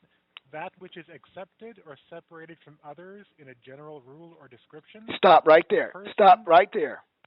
That which the is... next part is even better. Okay, go ahead. The next part is a person, thing, or case specified as distinct or not included. Hello. Now, what is an exemption, please? Well, William Blake, it is a maxim of law that words of exemption are not to be construed to import any liability. The maxim expressio usus alterius, or its converse. I'm not very good at Latin. I'm sorry. Do we have to learn Latin for this class? I hope not. You bet your ass. You bet your ass you do. No, I'm just kidding. Oh, but you do have to learn Russian. Go ahead. What's wrong with that? Okay, go ahead. Finish reading it. Okay, this maxim expressio usus alterius, or its converse exclusio unius. Just skip all that. Alterius, not applying to such a case. Well, that doesn't really say a lot. You know what? I think I'm reading the wrong definition. I'm sorry. That was exemption words of. Let me try to go back up a little bit further. I'm sorry. I got ahead of myself.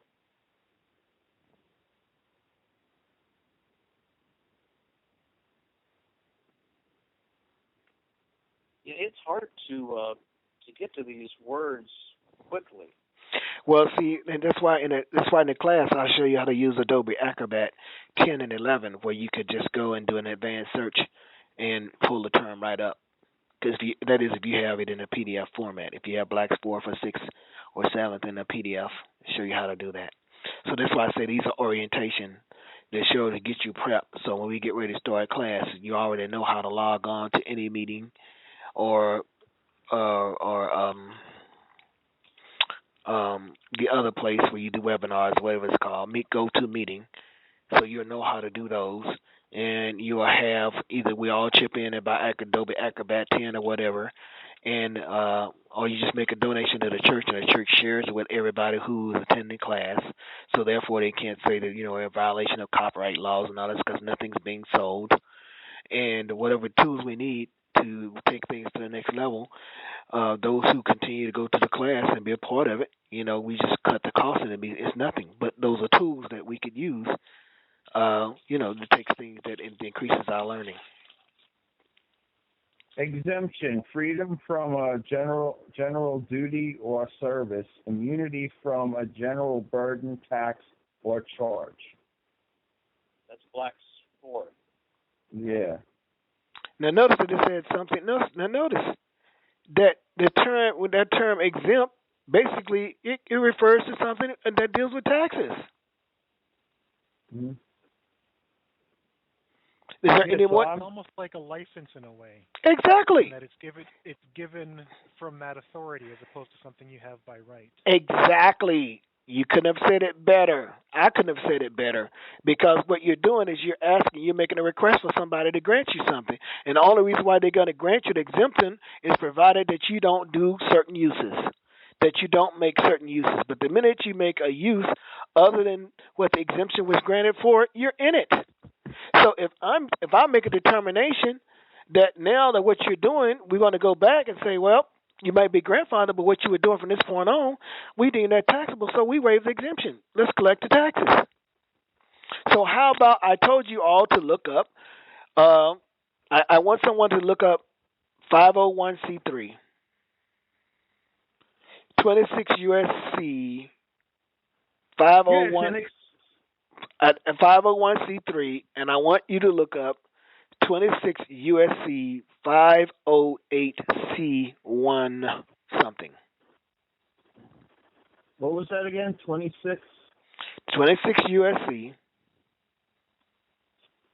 501c3. I think what you're going to find with a 501c3 is that it's an exempt organization, right? Well, you're just such a smart ass, aren't you, Andrea? It's not just the ass, Tommy. Now look up US 28. That's what Andrea said. Now look up 26 USC 508 C1 C18 508 C1. And what does it say? That's the exception. Read it, please. Oh, I don't have it. I gotta look it up. What was that last one? 508? 508 C1. Oh, C1. Okay.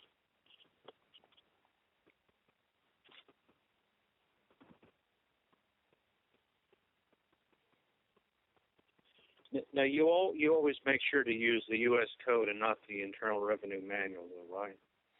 No, you use Internal Revenue Manual. I'm just showing you the code, what it says. I'm just showing you two different things. I mean, because the Internal Revenue Manual is not exactly the same as the U.S. Code. They have changed it. It's their own private. What's the thing is they change it all the time. That's why you go back and you look at like if you look at WABN, if you look at WABN 2014 and you go look at WABN say 2010 or even before that, you'll see how they change the language. And they'll tell you with the WABN that you're supposed to give that to the withholding authority, that they are not supposed to take out any taxes because the owner, or not the owner, but whomever it is foreign. Yeah. And if it is foreign and if they don't do certain acts, then they are not even required to report. Okay? See what I'm showing you? What I'm trying to show you, folks, is you put the remedy in place before you make the use. They got you doing the use, and then once you get your butt in the noose, then they try to come with a remedy for it. The object is to put the remedy in place before they can try to make out any use. Is that clear? Everybody, is that clear? Yes. Okay, let me say this one more time. When I say check, and you all understand it, I want you to say check as your response. Is that clear? Check. Yes. Check. All right. Very good. Thank you. Very good, because that's what we'll be saying in class. And so, have you found 26 USC 508 C1 yet? I got it. Can you read it? What does it say? Yeah, it's 508 special rule with respect to section 501c3 organizations. New organizations must notify secretary that they are applying for recognition of Section 501c3 status, except as provided. So there's except. In Section C, an organization organized after October 9th, 1969 shall not be treated as an organization described in Section 501c3 unless it has given notice to the Secretary in such manner as the Secretary may by regulation prescribe that it is applying for recognition of such status. So you're putting your own foot in the grave there. Two, for any period before the giving of such notice, if such notice is given after the time prescribed by the Secretary by regulation for giving notice under this subsection.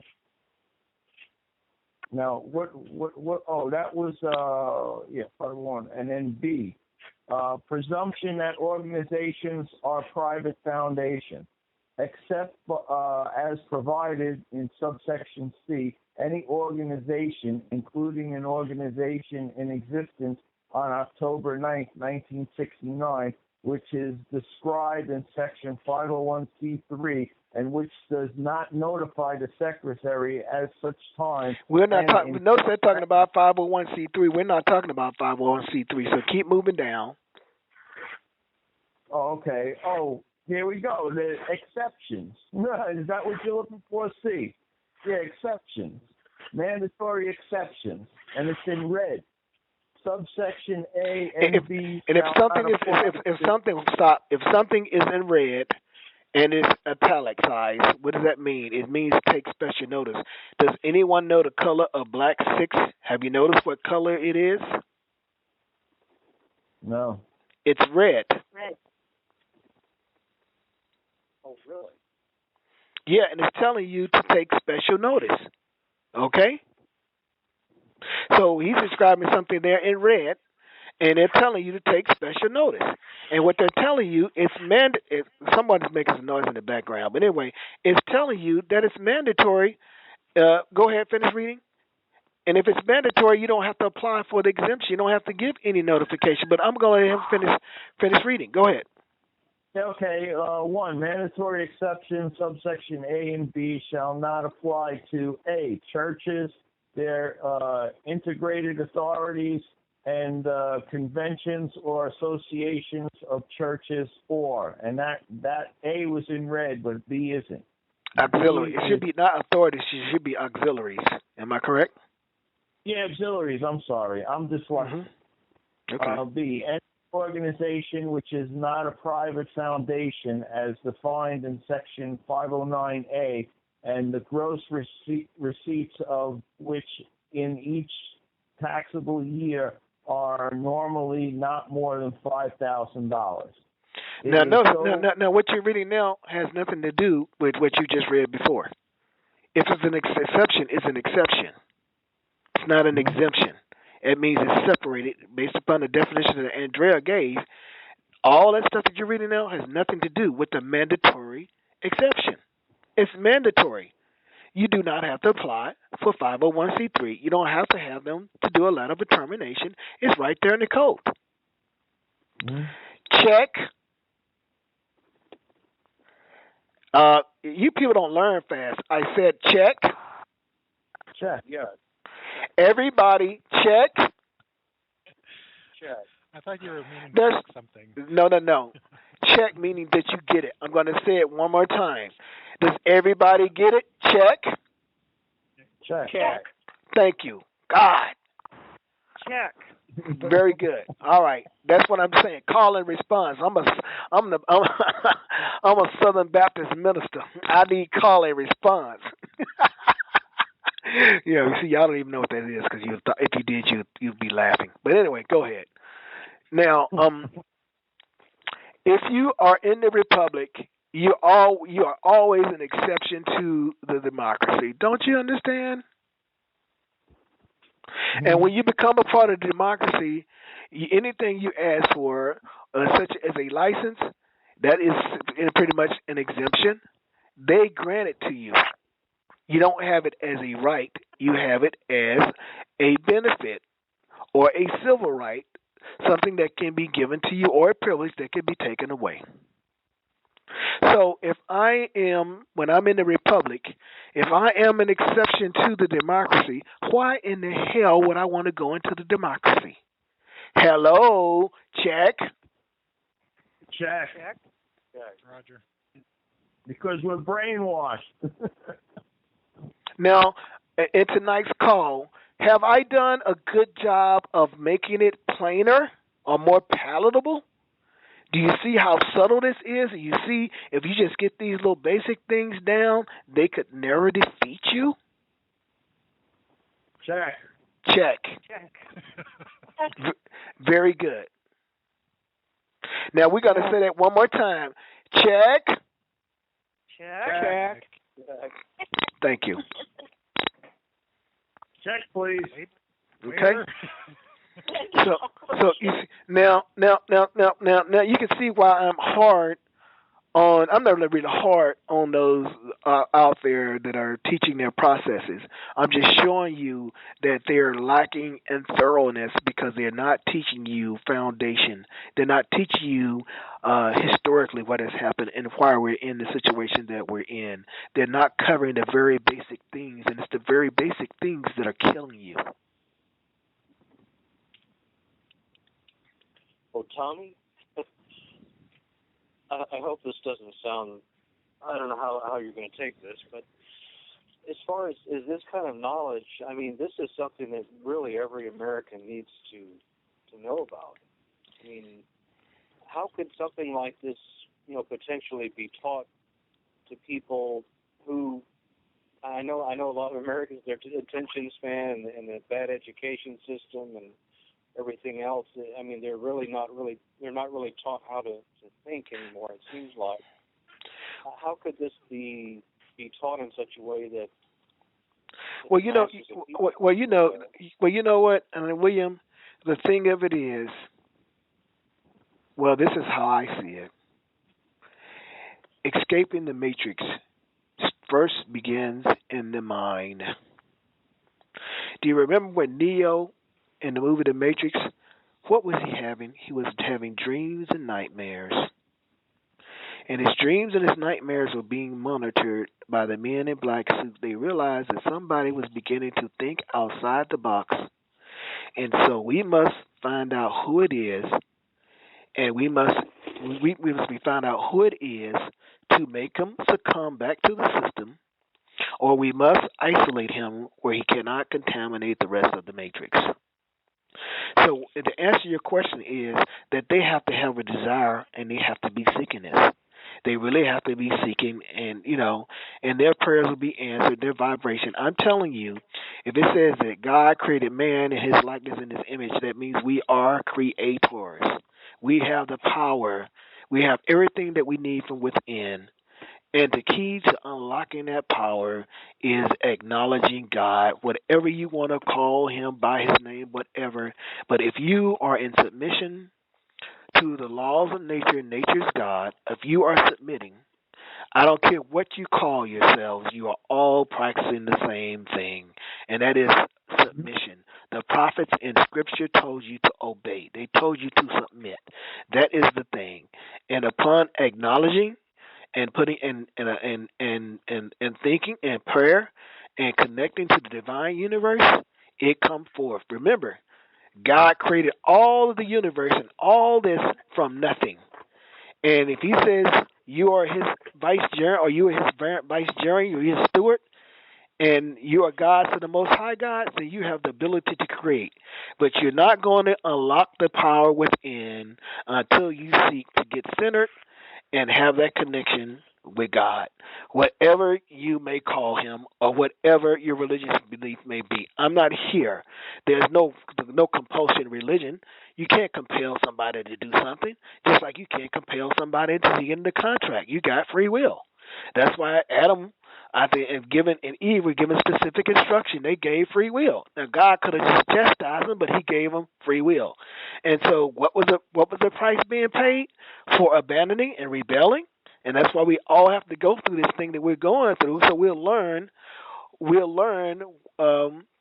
why it is or what happens when you're not in harmony with God's law and the laws of nature. You get all these things. You get war. You get people manipulating you. You get all these things turning you inside out, and that's why these things were allowed to happen, and that is to bring man and woman in my opinion, to a greater level or to perfection or close to it. So I think that the people have to be seeking it. Rather than selling their soul, it's like, what does a man gain? What has happened? Well, what happens when a man has gained the world and has lost their soul? Many will say, I'll do anything for money to have the big house and have all these material items, not realizing that they're just a user, and that all this stuff can be foreclosed all at once. They don't know that, but you do. But it's just someone who has to seek it, who he really knows, gets an inkling that there's something wrong, and they pray and they seek. And like they say, when the student is ready, the teacher will appear. Can I take a stab at this? Yes, go ahead. William, I had the opportunity to listen to a recording of Tommy's teacher in this exact discussion. One of his students, a woman, was arguing that she didn't agree with him that people didn't want this or weren't ready. She thought that they were and they could be taught. And he finally explained that all of the things they had done, him and his partner, for years to try to get to people and try to help people and try to convince them of the value of this. And in almost every case, it came to nothing because they weren't ready. And he was convinced the only ones that truly were ready were sitting right there in that classroom, and there weren't very many of them. I had this similar discussion with Tommy where I fussed a little bit about the fact that people need this. How do we get to them? He didn't seem very responsive. And I started to talk to my own friends and my own family, and without exception, even my children, they were not interested. Finally, one of my son-in-law became interested, and we're having some discussions. But people aren't interested. They are very, very, very well and deeply programmed. They think they have the answers. And then if again, they think they have the answers, they can't. They're not looking. And then again, ignorance is bliss. Some people are comfortable with being ignorant rather than wanting to know the truth. So all I can say is, once you get the education, you can tell the people about the school, and it's still up to them if they want to, if they want to attend. But you can't twist their arm, and you can't make them. You know what I'm saying? If they're not willing to just relax and have an open mind. I mean, I can't share certain information with you, but I've been able to share that with Joyce because she's doing some transcription with me for me. But she would tell you on those audios, I was damn near eager on every tape to learn. And until the point I was like a fat kid in the candy store with diabetes, okay? didn't have any business in there, but I was just that eager to learn. And I mean, he literally, and at that time, I was probably in my 30s or something like that, and I was just as giddy. I mean, I was just so excited to learn, and and he would have to tell me, just hold on, Tommy, hold on, we get there, just hold on. Am I correct, Joyce? She must have muted out again. Yes, I was on mute again. Yes, that is correct. It's like I could not keep my seat, and so that's why I took tonight to try to break it down even further, showing you all about the words and the importance and how we discuss things. And I've just given you something that is extremely valuable. So you all want to go out here and spend your $2,000 or more with these people who, even if now that you have that litmus test that I gave you, you can judge what I'm saying by the same test. And if I don't add up, then you should be able to question me. You're saying, well, based upon the litmus test and stuff that you gave us, there's something that you're saying that doesn't match up. Is there something that I'm not understanding? You get to call me on the carpet. That's what this is all about. Prove all things true. Hold fast to that which is good. Well, I think even among the group here, people are at different levels of understanding and different capacities. I sort of look at myself as being on the slow side of learning these kind of things, but my knowledge isn't nearly as great as a lot of others. But I'm just wondering the level of understanding that's really necessary to go through a class. I mean, this isn't going to be like a PhD kind of level class or anything, is it? No, but let me tell you. Can I say something a second? You know what? Let me tell you something. I believe that this is so freaking simple. And the simplest things are the hardest to understand and the hardest to come to. And the simple thing is there's a war against living things. They're killing the water. They're taking away the land. They're poisoning the air. And this is a war against living things and the living God. And we're living, and it's simple. But they made it so complicated, okay? This is what happened in medicine. You know what medicine was? You know what the father of medicine said? Let food be your medicine, and he adjusted the osseous frame so that you could make the way straight for the cosmic rays and God to come into your body and heal you, okay? But what happened is they came in and they made it so complicated that the doctors don't even know what the drugs are doing to their people. They follow protocol because they can't understand the whole process, and the protocol protects them legally. And we're so screwed up in the mind. Things that are hardest to understand. And think about that. They make you go through all those years of med school, accruing all of that debt, and now you start realizing with medicine, if I can see more patients, if I can go to some of these seminars, come back, prescribe certain medicines, and get kicked back, and all they have to do is show these symptoms, and then I'm justified in giving them these type of prescriptions.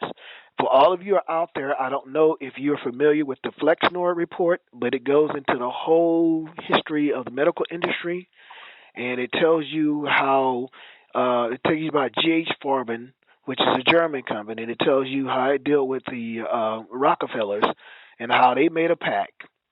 And the Rockefellers basically wanted to be in a position to get rid of the tar, or the tar that was left over from the oil.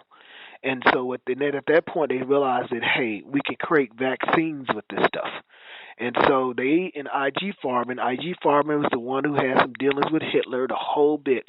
The stuff that I got coming, when you see how the Bushes and all these so-called people, they absolutely had ties and financing Hitler and the whole bit, when you see at the top.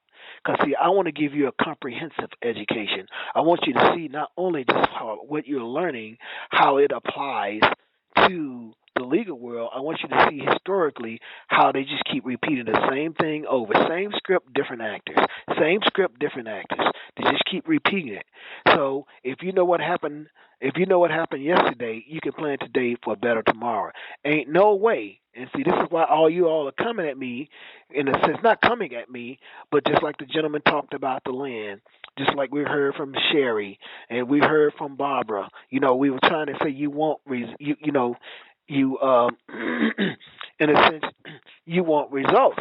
But if you don't understand historically what happened, and that means laying the foundation, then your outcome is not going to be, it's going to be flawed. Now just think about mathematics, and Joyce and I were talking about this the other day.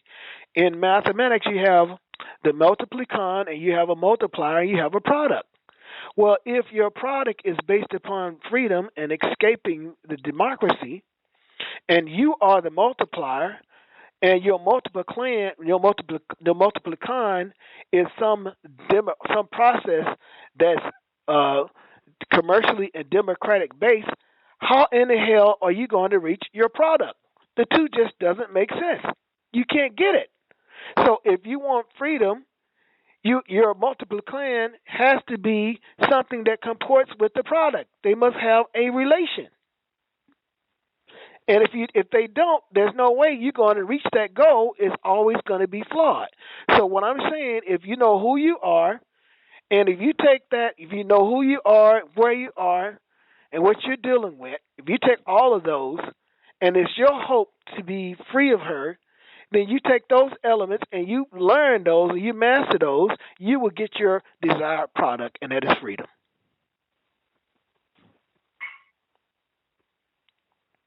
Now, all I'm just showing you all, if you got a teacher out there who's not showing you the basics, that's the only thing that I'm a number of things that I'm saying about these teachers out here.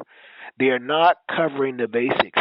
And so that's what I'm saying. So all those who go to class, who come to this class, you'll all start out on equal footing. You'll know certain things, and the things that you have learned, you don't have to throw them away. But when you see the truth of this, those things that you learn is going to even give you a greater understanding or even more insight of what it is you're learning. And when the light goes out, you're so confident, and you put out a totally different vibration. And then when you start desiring certain things, those answers will appear. As long as you make the effort, you reap what you sow. And that's the point of me on these calls. If you don't participate, if you don't sow anything, you're not going to reap anything, even though I can give you all of the answers. But because you're not making the effort, it's right in front of you, but you're not being allowed to see or to hear because you are not demonstrating faith. Because what does it say? Faith without works is dead. So if you're not going to do anything, you're going to just basically, get some stuff shot at you, some stuff you may pick up that you never be able to apply it, and you'll be just like the dead, just like the rest of the dead is out there.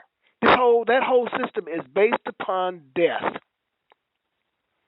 And so someone trying to get you to participate in it, it's just either they're money motivated, they're an agent, or you all can see now from the discussion that we had tonight.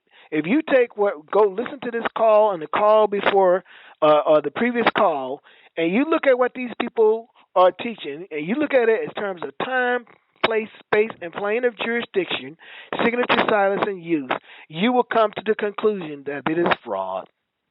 It is flawed, and of course it may be fraud. I don't know what their intentions are. So that's why I took time on this call, and that's what I'm saying. I'm not beyond criticism. That's why I say, bring it on. Come on the call. Where everybody can learn. Challenge me. And if it's something you don't understand, you're not getting, then it challenges me to be a better teacher. And when you ask those, the only way you can learn really is to ask questions. And look at how much you all learned tonight when I told you, or I asked you questions about definitions, and these gentlemen and these ladies opened up the dictionaries and read it for themselves, and I noticed they had to go, wow. So that's why I say, if you're always in the republic, you are always the exception. You don't need any permission because you are from where all of the permission and authority is derived, other than God, that God passed down to you. All God is doing is asking you to recognize and acknowledge, and you all can't come out of the system all at once. He understands that, but where it starts is in the mind. In every civilization, they have what is called the capital, which is the head. And in the capital, you have the executive branches, or you have the army. That's the arm. That's the carry out. That's the executive. That's the carry out. If it can't be done by government, you got an army to do that. It functions as a body, but it all starts in the head, not with the arm, which is what these processes are doing. You're trying to put something in place where the mind, which didn't come to the mind. There was no connection between the two. You just do it. And that's what I'm trying to do, and I think I have done that tonight. Check. Roger. You guys are a little slow there with the response. Oh man. But you've got to reach for the mute buttons, Tommy. It takes a second. Oh, okay. Well, I told everybody to get off mute. I said you don't want to be listening to the noises I'm making. Oh well, we won't get into that, okay? But anyway, we have enough. There's enough carbon footprint out there. But anyway, you see, you people didn't get that either. But anyway, and I know I tell great jokes. But are there any other questions, or is there anything, Wayne? Is there anything you want to state, or if you want to cover the email that you sent out earlier today? I got an email from someone, and he just more or less said he hasn't said any of this were wrong, i.e. Tommy's information's wrong. The only way anybody can figure this out is you need to get closer to the mic, Wayne. Yeah, Wayne, you can't hear you too well. I hope this is better. I said the only way to really get to the nitty gritty is to just study the words and cases, really get comfortable with them. And as I was explaining to someone else, I did definitions in the fourth first, and I went back and did the sixth. And I'm still going through the sixth. I'm almost to the seventh here, I guess. And as you're going through the sixth and analyzing it between the fourth, it's ingraining itself into you. So it's amazing how much it helps. Okay, what I'm going to do here is I'm going to take a little roll call here, and I'm going to announce your not your zip code, but your area code and the last four digits of your number, and I want you to just state your name and where you're calling from, so that I could put this in the system. And should you all should decide to attend the class, I will have this information already in hand. For all of those you got the email, I strongly encourage you to, those who have access to Skype, to request an invite from Nora's ARC 100. That's NORASARK 100. Not Noah, but Nora. Okay, now I am looking at, let's see, caller from area code, let's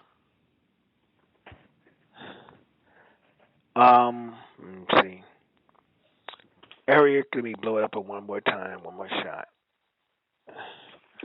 Caller from area code, 507, and your last three digits is 3371. Can you please state your name and where you're calling from? You don't have to give your whole name. Just let me know your first name. Ed from Minnesota. Ed from Minnesota. That's at 507 427 3371. That's right. I'm sorry, I didn't mean to give out their whole number. Ed.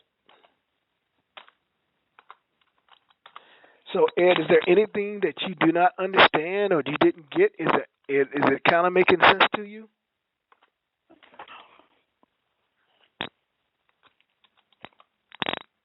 Ed? Are you talking to me? I think his name is Stan. Oh, Stan. I don't answer to Ed. Okay, well, didn't you say Ed in Minnesota?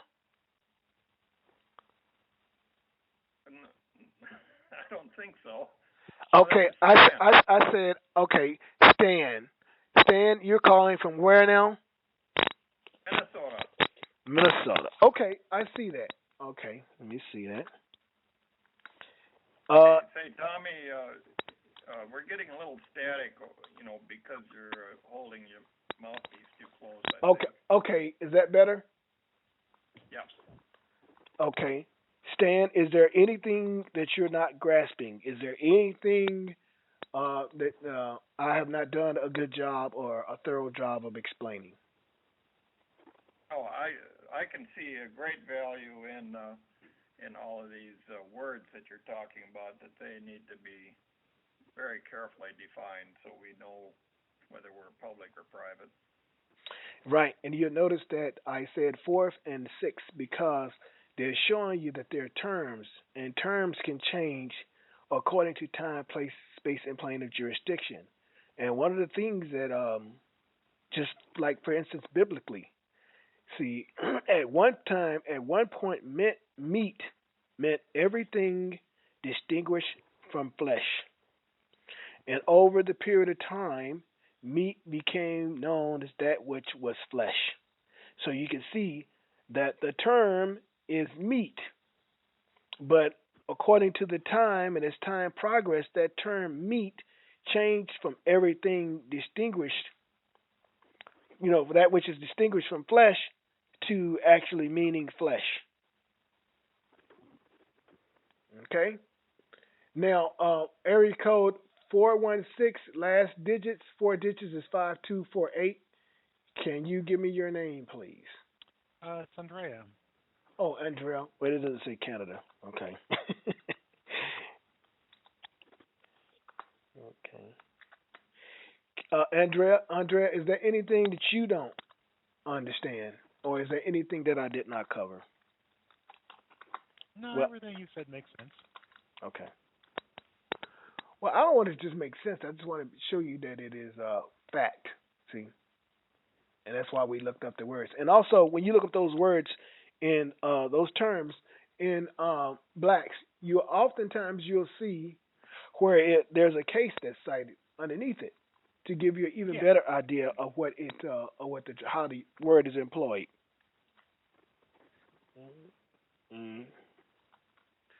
Okay, let's take care of that one.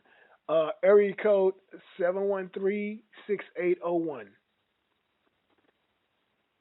That's 6901. Okay, and you are Clayton. That's in Texas.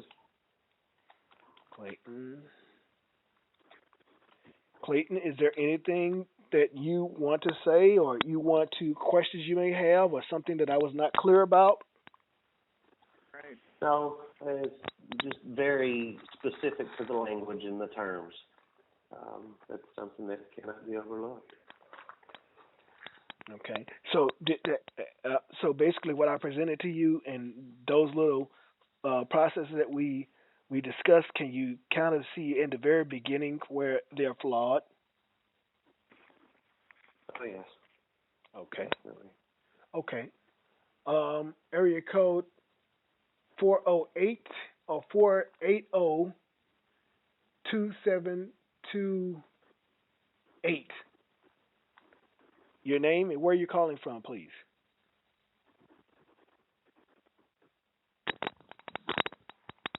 Let me take you off mute. Once again, area code 480, last digits 2728. Your name and where you're calling from, please. Hello? Can Yes. you hear me? Yes. Okay. This is Walter, calling from Arizona. Okay. I do not understand anything that you are talking about. Okay. However, I comprehend some of it. Okay, so that means that you have, we have that now. Means that I do not understand you. However, I comprehend what you're saying.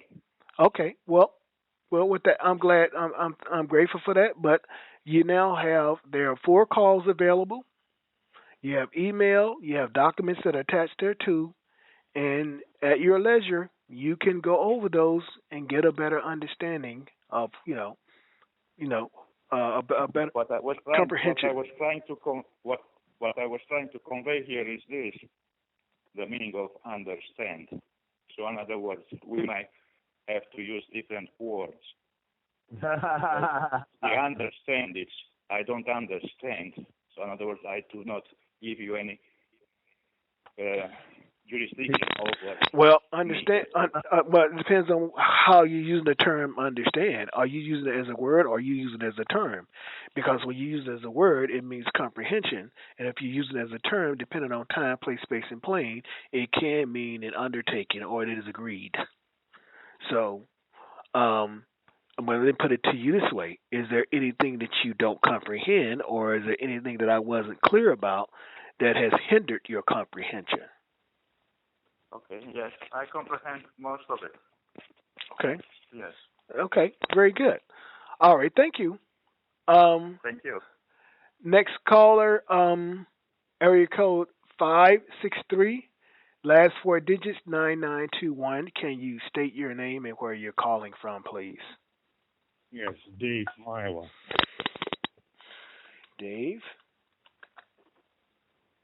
Dave, is there anything you'd like to say, or was there something I was not clear about? Is there anything you'd like for me to cover again? Well, I'd like to just apologize. I didn't get on the call here like 20 minutes ago. I had to work late, and I didn't realize I had to email until 15 minutes before I got to the house. So I'm eager. I'm willing to learn. Is there any chance I could this call recorded, or I can go back in and all you have to do is the email that I sent you, I should have it uploaded either title tomorrow, and you just go on there and you'll see all four previous, all of the calls will be contained thereon. Okay.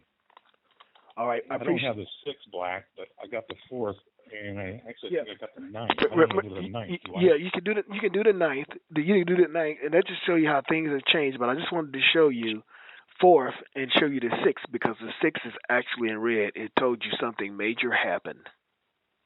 Okay. But it shouldn't be. It should still be pretty much the same, because after the 6th, they basically just showing you they have gone to something totally different. When you start seeing them change the money, change the dollar bills, the so-called Federal Reserve notes, and how they look, you can be assured that politically something has changed. Sure. So you understand that when they do the national ID, which they're trying to get everybody to sign up and fill out an application, it's still all voluntary. But see, I hope to have you all up to a level of knowledge and understand this is not for everyone. I don't think you know the importance of giving this to someone and they haven't come to class and they don't have a thorough understanding. They could put themselves in serious situation.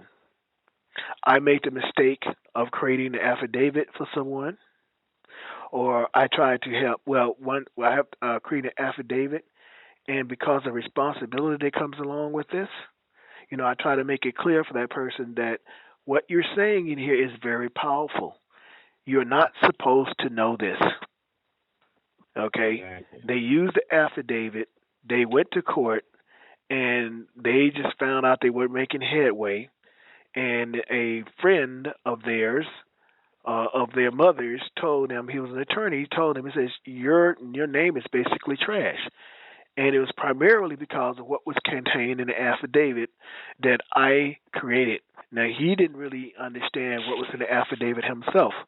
But from that point on, that gave them, the system, an opportunity, because he wasn't well versed. He switched midstream and wanted to do some other things, mix and match, and he paid for it dearly. Okay? And so that's why you have to be careful. You have to have the person should want to help themselves.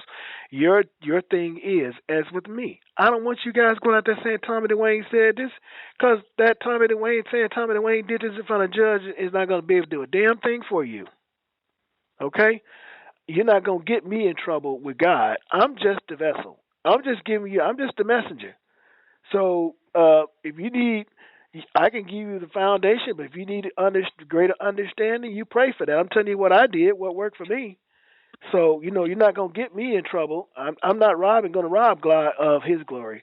So, and I'm not, I'm not a religious zealot or anything. I just realize that there's a higher power. And I'm only sharing this with you. I'm not coming like David Clarence and, in the name of Yahweh, Yeshua, and all that stuff. I'm not doing that. I'm merely giving you a message, and I'm relaying certain things to you. And if you can grasp, and where you think you're getting lost or you can't, you pray. I'm telling you that's what worked for me. So I'm doing my job. I'm not going to do my job to the fullest. And I just appreciate you. I'm just saying the people have to want to help themselves. Scripture says you got to carry your own cross. You can't do it for them. Now, let me see. The next, I guess this is a Skype call, so I'm gonna skip that. I think I know who that is. Area code 713. Last four digits is 2942. Your name and where you're calling from, please. Well, I think it's 2842. Okay, right, correct. Oh, okay. This is William Blake. Oh, yeah, that's William Blake calling from Houston.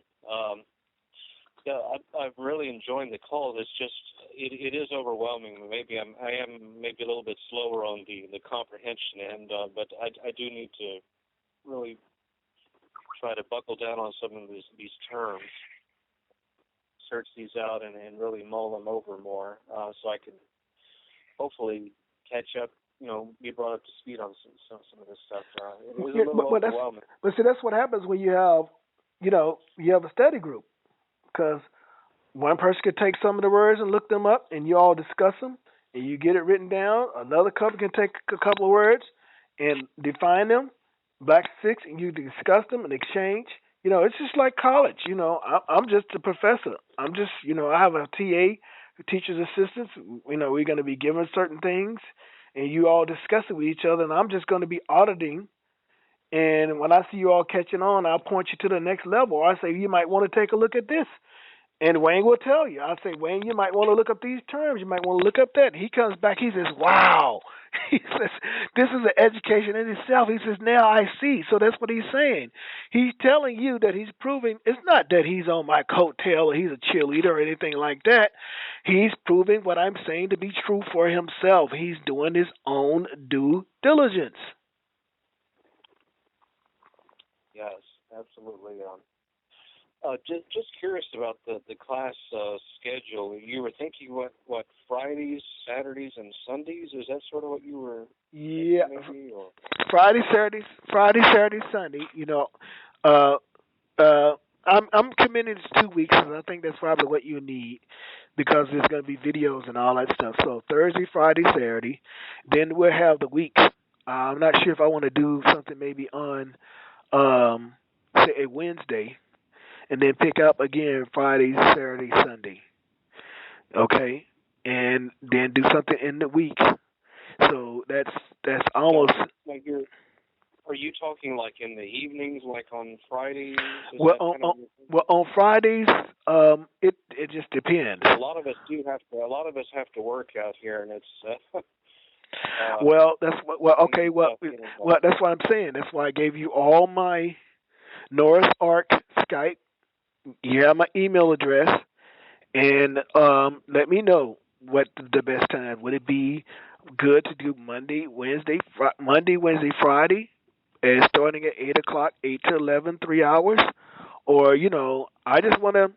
You guys let me know, because if we go on a Sunday, we go 3 hours, 2 hour lunch break, then go another 3 hours. I'm in Sunday, and then on Saturday we could do the same thing. Go 3 hours, 2 hour break, and then go another 3 hours. Or we could go longer depending on if I'm not too taxed. And then during the week you all can have a little discussion. You can watch the YouTube videos and stuff that I'm going to assign you to. Then coming back the following week, you all tell me what's going to be good for you. Is it going to be like night school? Would that be better?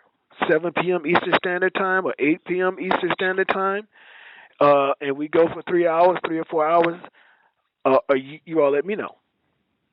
So, what did you all? As far as my schedule, I don't know how this is all spread out over the time zones, but it's a little tougher during the weekdays for me to really be able to stay up very late doing this. But weekends are definitely great.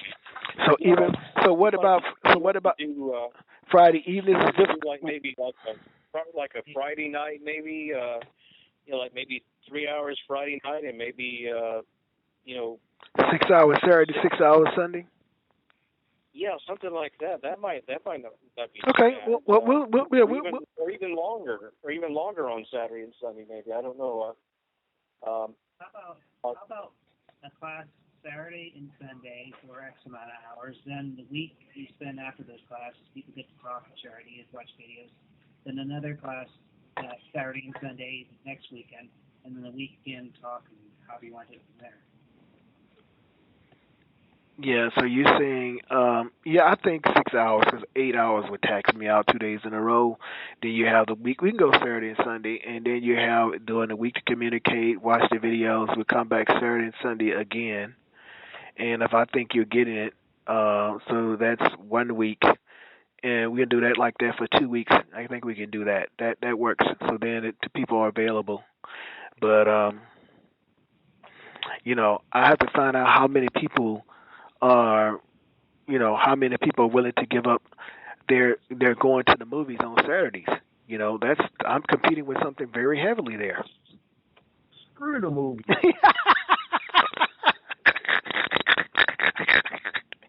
Knockdown is on Saturday. Of course, I was kidding, right?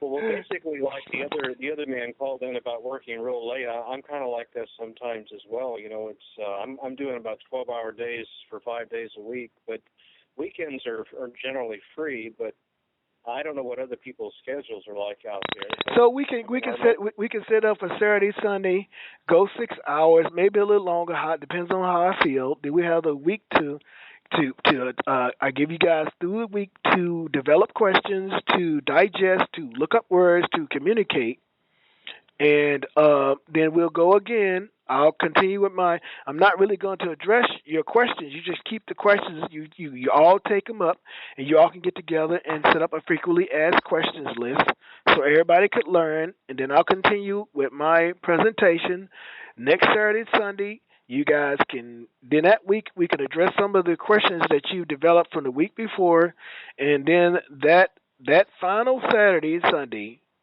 the third Saturday and Saturday and Sunday, I will conclude my module.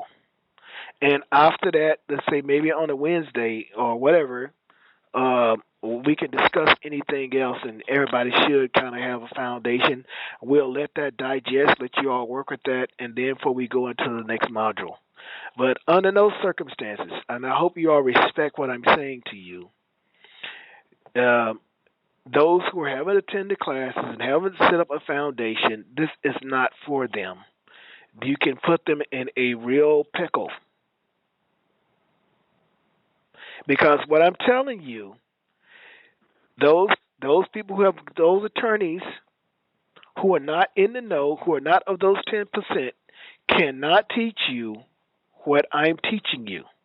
They make their money off of basically making decisions and representing you the way they so see fit. And their duty is not to you, it is to the bar. It is to the fictional creation, and they will tell you that in corpus juris secundum. And they can't allow you to know that you are already in the jurisdiction. And if you know how to assert that constitution in your jurisdiction, they are trumped. That's what we call it, battle of the forum, lex loci contractus, forum actus, conflict of law. And that's what you want to do, is create conflict of law. See, if they give you opportunity to invoke and you say nothing, then there's no conflict. But when you invoke, there's conflict, and guess what? Their forum cannot win. Because has United States ever had a constitutional convention? No. They don't exist until you say they exist, when you animate by giving your signature. Are we clear on that? Check. Check. Yeah. Check. All right, very good. I got two more names, and then we could pretty much area code 917, last digits 0672. Name and where you're calling from. John, I'm calling from my phone. Oh shit. I'm all over the place. I don't even have an address anymore. Well, I'll tell you what, John, I got a dunce cap over here for you. You keep those taxes up, okay? No, I'm just kidding with you. Let me see. Okay, got that one. Okay, that's all right. Go ahead. Yeah, we got so that pretty much. Okay, so we got everybody. And if you all will contact me via Skype at Nora's Arc, Noras, no apostrophe S, just Noras, Arc, ARK 100.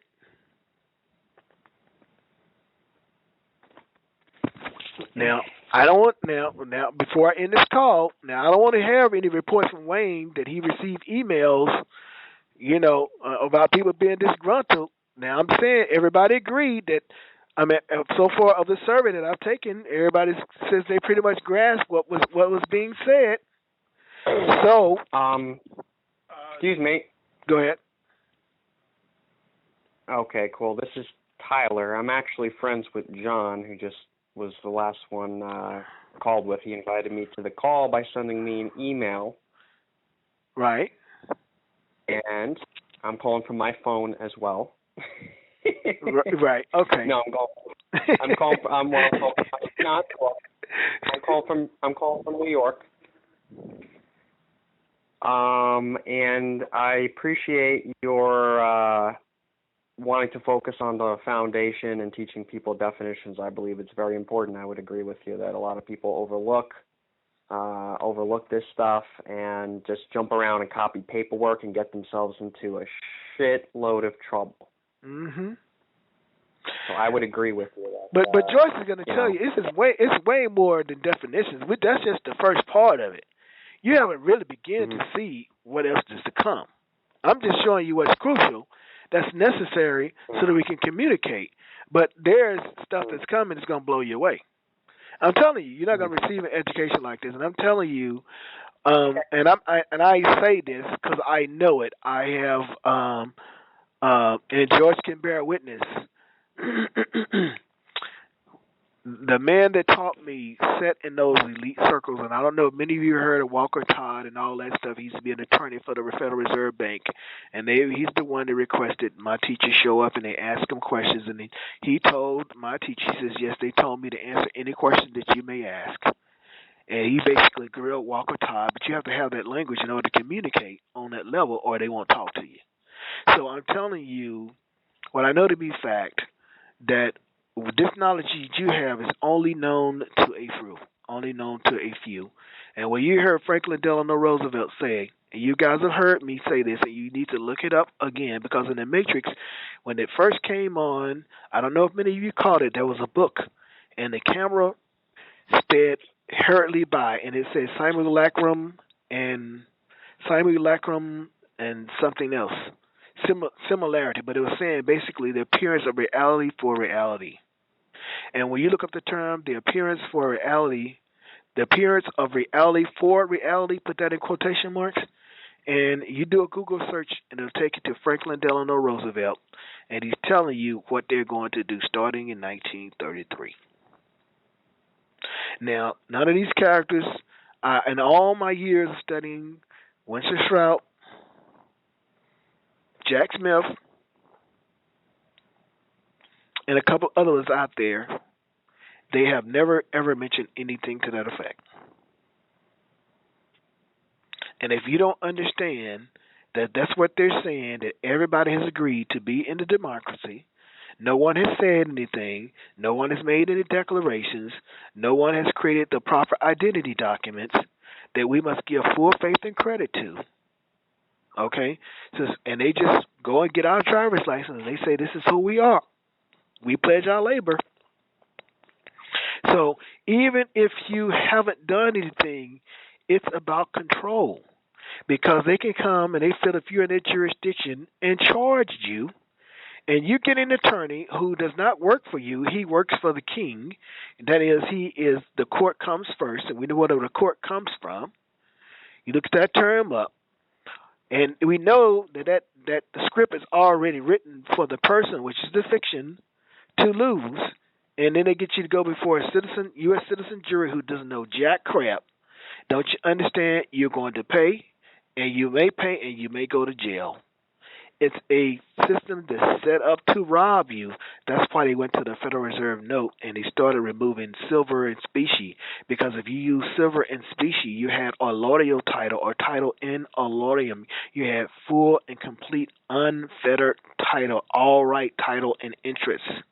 If we get you to use Federal Reserve notes, something that we created, something that didn't come from the soil, because the gold coin and the silver represents portable earth, and that's where God rules. So we can't be using that in our system and say Satan couldn't use that in his system and say he was going to rule. See, so we had to separate everything from God. That's what this whole thing is about, separating it from God. And now you notice that you could never put up a cross or any other religious symbol on the White House, but now you can do the menorah. And I'm telling you why they're able to do that, because those who do that, they are Zionists and they are neocons, and they are the ones who are the shadow government, and they're running it. And all the stuff that you see, madness that you see on TV, it's by design. And it's designed for those who don't know what's going on. You fall prey to that because we're being manipulated. So what I have to do, I don't want to get up here and be accused of pontificating. So that's why I have a series of videos that you're going to watch. You can watch them at your leisure, and you'll see. And you'll see, combined with the education that you're getting, I'm telling you, the students that go to Harvard and Yale and all those things, that's just basically designed those who have shown a level of intelligence that they could use into further perpetuating the system.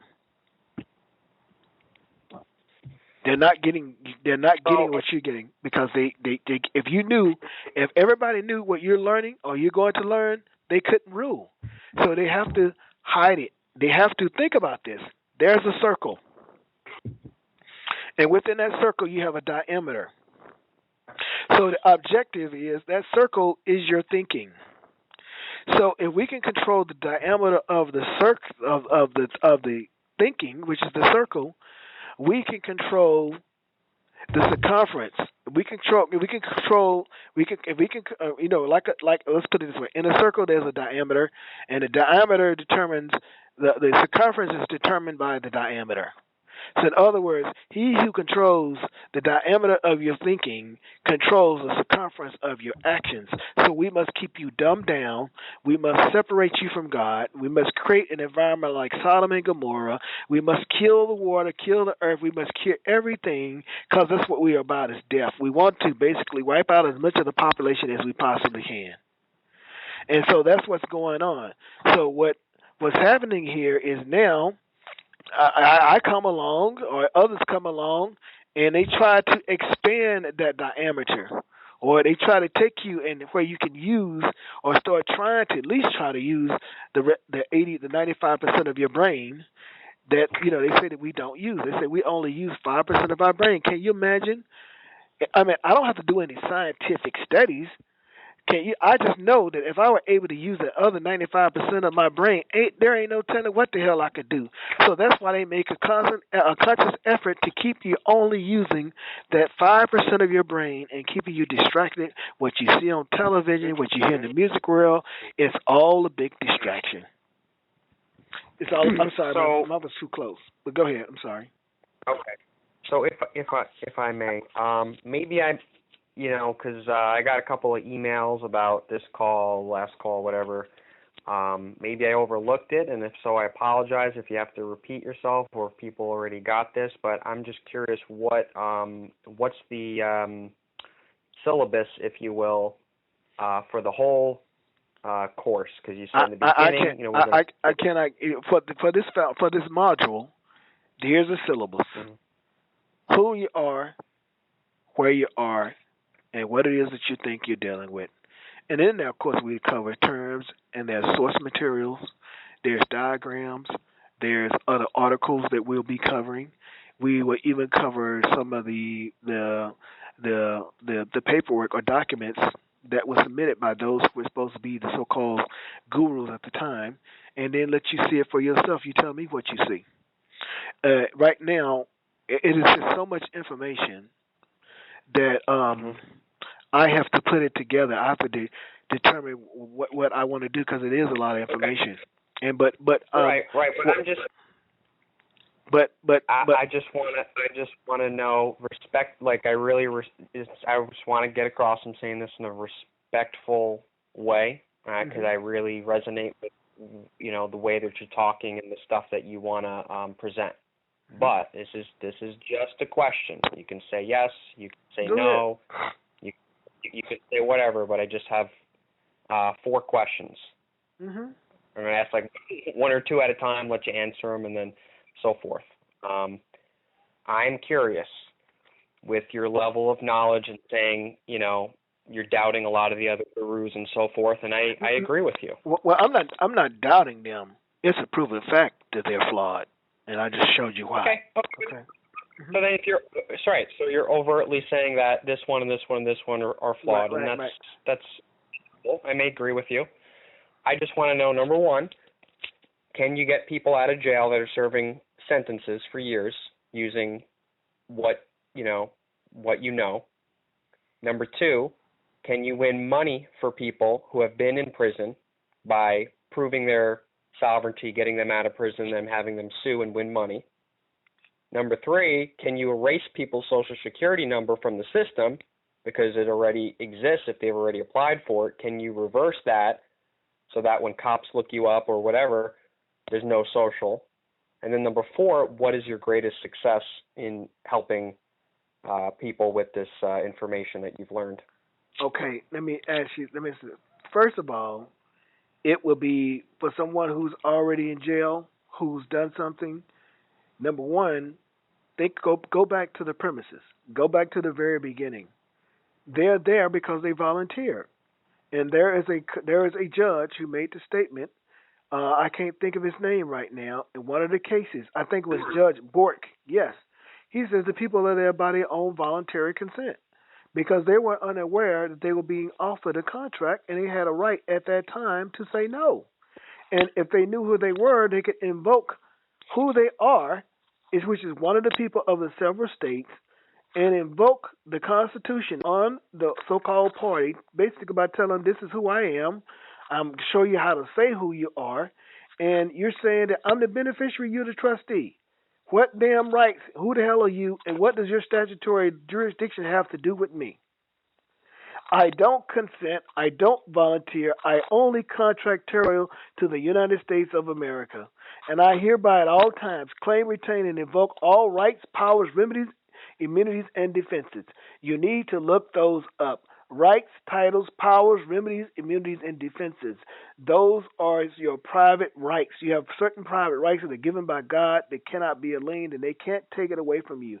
The only way that they could pull you in is that you volunteered. So when a court judge asks you from the beginning, and you get an attorney, and all this process starts, and you recognize them, and you fail to assert and tell them where you are, you're in it. And at that point, you can't gainsay and come back and say, oh, I was in the Republic, blah, blah, blah, blah, blah. That's another term you need to look up, gainsay. You can't go back and make the claim, even though it's the truth. If it was the truth and this is a contractual matter, you want to handle everything in the premises. And their system operates off of the Uniform Commercial Code, and the Uniform Commercial Code tells you, barring prior agreements of the parties. Meaning, if you don't have an agreement where you guys have come to terms, everything is going to default to the UCC. And what does that mean? Since you didn't say who you are, it's presumed that you are in the democracy because you didn't say anything. So therefore, you're going to have to do your time. And the only way you may be able to do some time, my teacher, who's way above me, he may know how to do that. But you sure as hell think I'm going to tell somebody that where they can empty the prisons? If you did the crime, do the damn time. But if you understand what I'm telling you, and I have a court case, and Joyce can tell you, Wayne has not seen that court case, and if I share that case with you, you'll understand why it is that everyone cannot have this. And it relates to what you're telling. It relates to the question that you're asking me, because if you know who you are and you kill someone out there, And you know what I'm telling you, it'll be very difficult for the other side to prosecute because you're always in the republic. Don't you understand? In the republic, there's no such thing as probable cause. They can't pull you over and frisk you and detain you and say we have probable cause. That's only in the corporation. In the republic, they better have a sworn out complaint, better be an affidavit, and they better have a valid warrant. And what do I mean by a valid warrant? They better have a warrant from your court. Under your time, place, space, and plane of jurisdiction. Can they do that? Now I'm asking you guys a question. Can they issue a warrant from the democracy and go out on the republic and execute that warrant? Exactly. So if you never entered a contract with them, and you, the thing is they do those things anyway, and then when they do or if they do, how do you get redress of grievances? Have you any documented people that you? We don't say redress of grievances, and what our objective is to put the remedy in place. Do you hear what I said? Put the remedy in place before you make the use. Now I just told you about. Let me finish. I just told you about creating your own creating your own documents. I said there are certain documents that have to be created, and when authenticated, which is taken, or where which means you've created the highest form of evidence which they can overcome, that they have to accept those documents, and they have to say what you say once you enter them onto the record. They have to give that full faith and credit. And if there's no challenge at that time, which there won't be, hearing no objections, let the record reflect that you are who you say you are, and how in the hell, as they are agents, how in the hell can they police you or have control over you when you have given them notice and you have had them to put it in their records to correct it as to who you are? They may give you what appears to be a driver's license. They may give you to appear what be a license plate or a tag.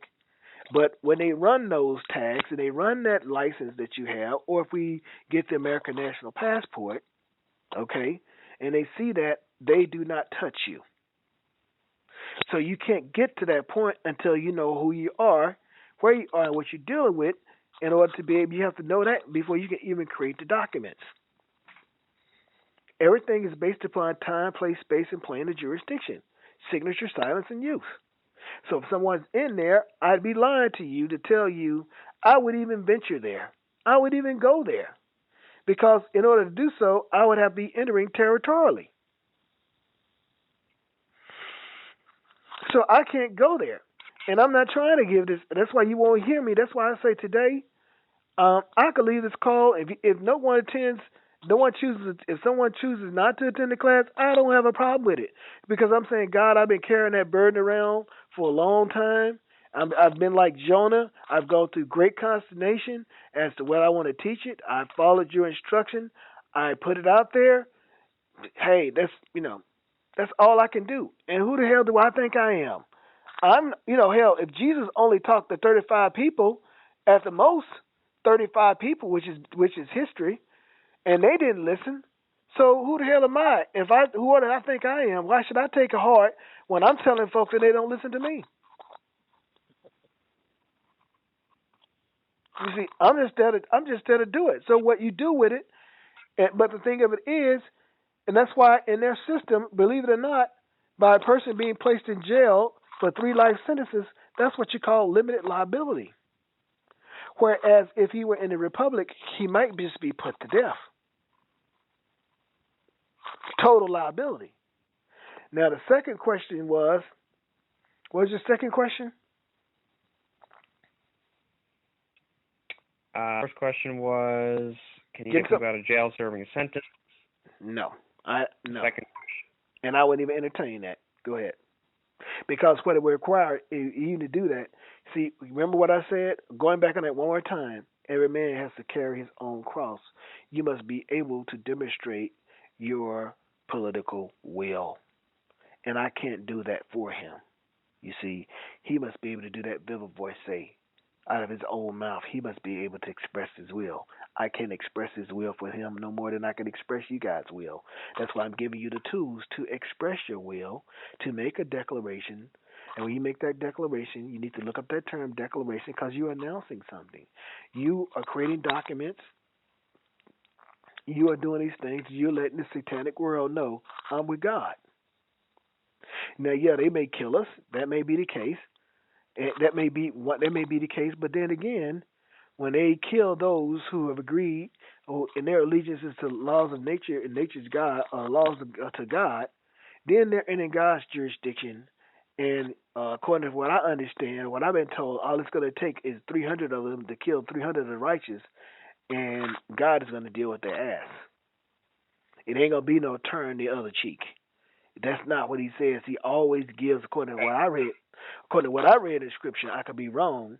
You know, I don't see where God is turning the other cheek. I see God telling you, giving you a grace period, and when you don't, he slays your ass, basically. Modern day interpretation. Your second question was, I'm sorry. Okay, second question was, so someone who can express their will, that graduates from your course with open, flying colors, so to speak, if they do wind up in prison or unjustly arrested or detained or whatever, and then the system either lets them go or drops the charges, or they wind up showing that they don't have jurisdiction and they're set free after, I don't know, let's say being held for 30 days in jail, or whatever. Do you know anyone that's gone through your knowledge that you can document that's actually gone back and sued and gotten a reward? I know of 2 or 3 people that were in my classes years ago. I don't even know how to get a hold of them. But my very teacher is the one where they violated his private rights. They didn't arrest him, but they came onto his land that was patented. And a delivered process. And he created an affidavit and said, this agent entered upon the soil of the United States of America and tried to serve process, blah, blah, blah, blah, upon me. And he had evidence to that effect. And he went to risk management and told risk management who I am and where I am, and bound them to the Constitution and said they basically, it was something else. So he was detained or something like that. He didn't go to jail, but they detained him on the side of the road asking him questions and stuff.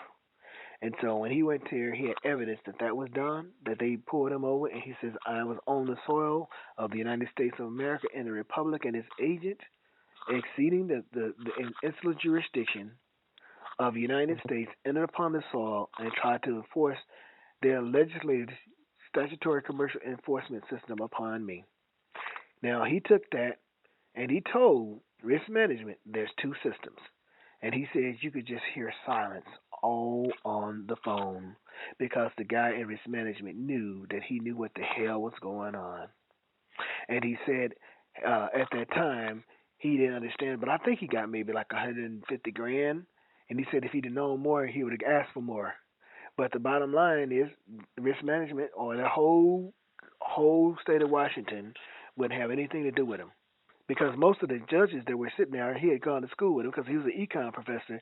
And as he used to engage them, they noted certain things he didn't know. And when he says, well, what about ID and all that stuff? And he says, well, I can't do it for you. He has to do it for himself. Why did he tell him he had to do it for himself? Because he didn't have any powers to create any identification documents or declarations in the Republic. Don't you understand? And then that's what my teacher said. He says, it just dawned on me. I did not know. I don't know who I am.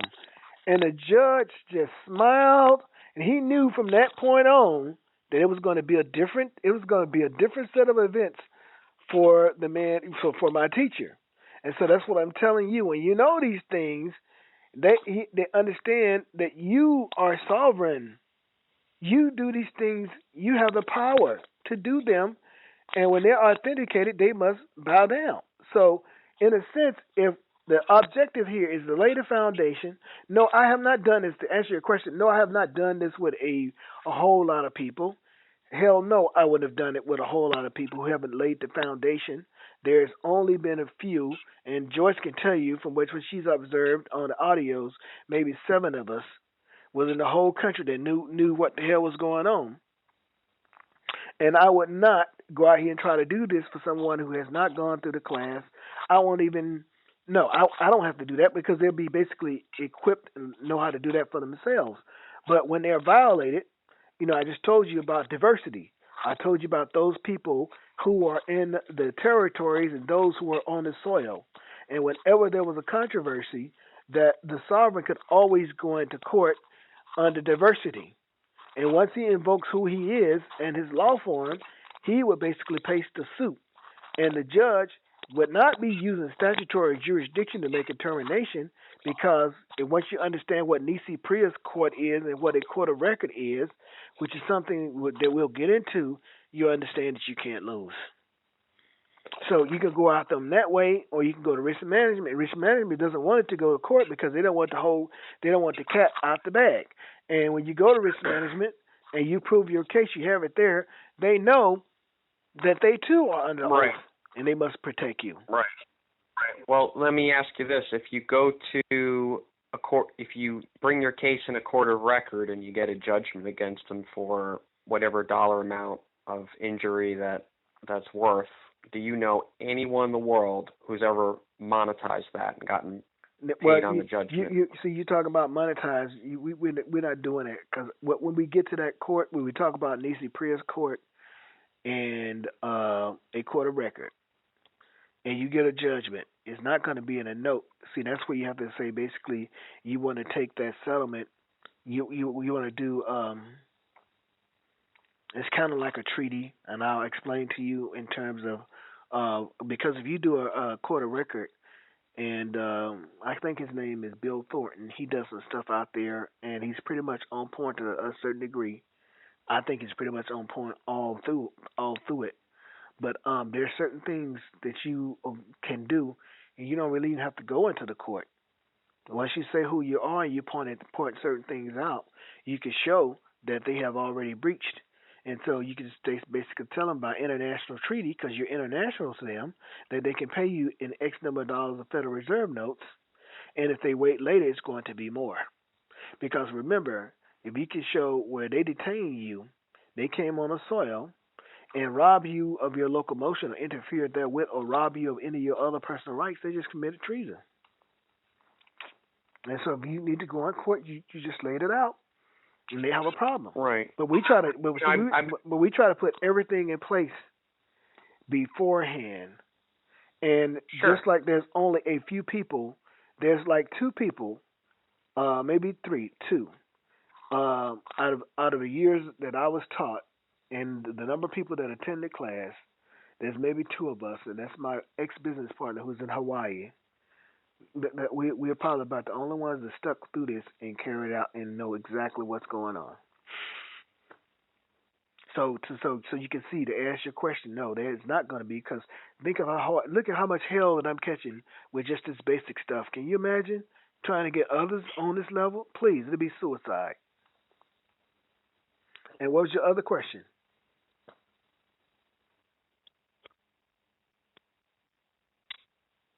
The other question was. Well, I think I answered it. No. Well, no. I mean, I could go on and talk about some comments I had about your previous question, but And what was your comments on that? I don't know how late we want to stay up. Well, I mean, I don't know. So you're basically saying you don't know because you haven't seen enough people that have gotten to that point yet. But I mean, I'm sure you've talked to other people and networked with other people like Billy Thornton or other people or this one or that one. I've never networked with Bill Thornton. His materials out there. There's something you can look at, but you may not understand until you have foundation. Now, I know of an elite group, maybe 5, that in terms of, I know of the man whom I was told by my teacher, I saw Satan paperwork. He has an American national passport, and that's where we're going to once you get foundation, the documents, and the whole bit. See, the key is you want to put everything in the system You want to put your remedy in place so prior to you have any kind of contact. So once they look in their computer, they are limited by their scope of authority because you know they're a bunch of robots, and that computer says, do not stop, do not detain, do not touch. So either when they run the plates or when they have a driver's license. But if you have an American National Passport and you have all that taken care of, it appears that you're in their system. But when you don't stand out from anybody else. But when they run it through their system and their machine, they see exactly who you are. And you got your documents, but see, the thing of it is, you can have all those documents, or they can still, if you don't know who you are, you can have all that in place and let them sucker you into going into court. And if you don't know how to invoke who you are and where you are, okay, because it's not the paperwork that's going to do it. You make the paperwork yours where you put your signature on it. But you have to be able to understand what's going on to do this double voice say. And one of the easiest ways is, I don't understand. I don't understand. And if you just keep saying, I don't understand, because the judge is trying to get you, he's trying to stand over you. He's trying to get you to be financially liable. He's trying to get you to be the underwriter for that transaction. Right. Right. I was asking, can you, you're saying that you can, when they look up your name in the system, something different comes up. Can you erase the Social Security number? You don't care about the Social Security number because it's not how you are identifying. You're not identifying by that Social Security number. And you're not. That has nothing to do with because you won't have a driver's license where that attaches to, because once that driver's license is expired, it is expired. It has nothing to do with you. You have your own documentation. You never present a corporate state issued ID.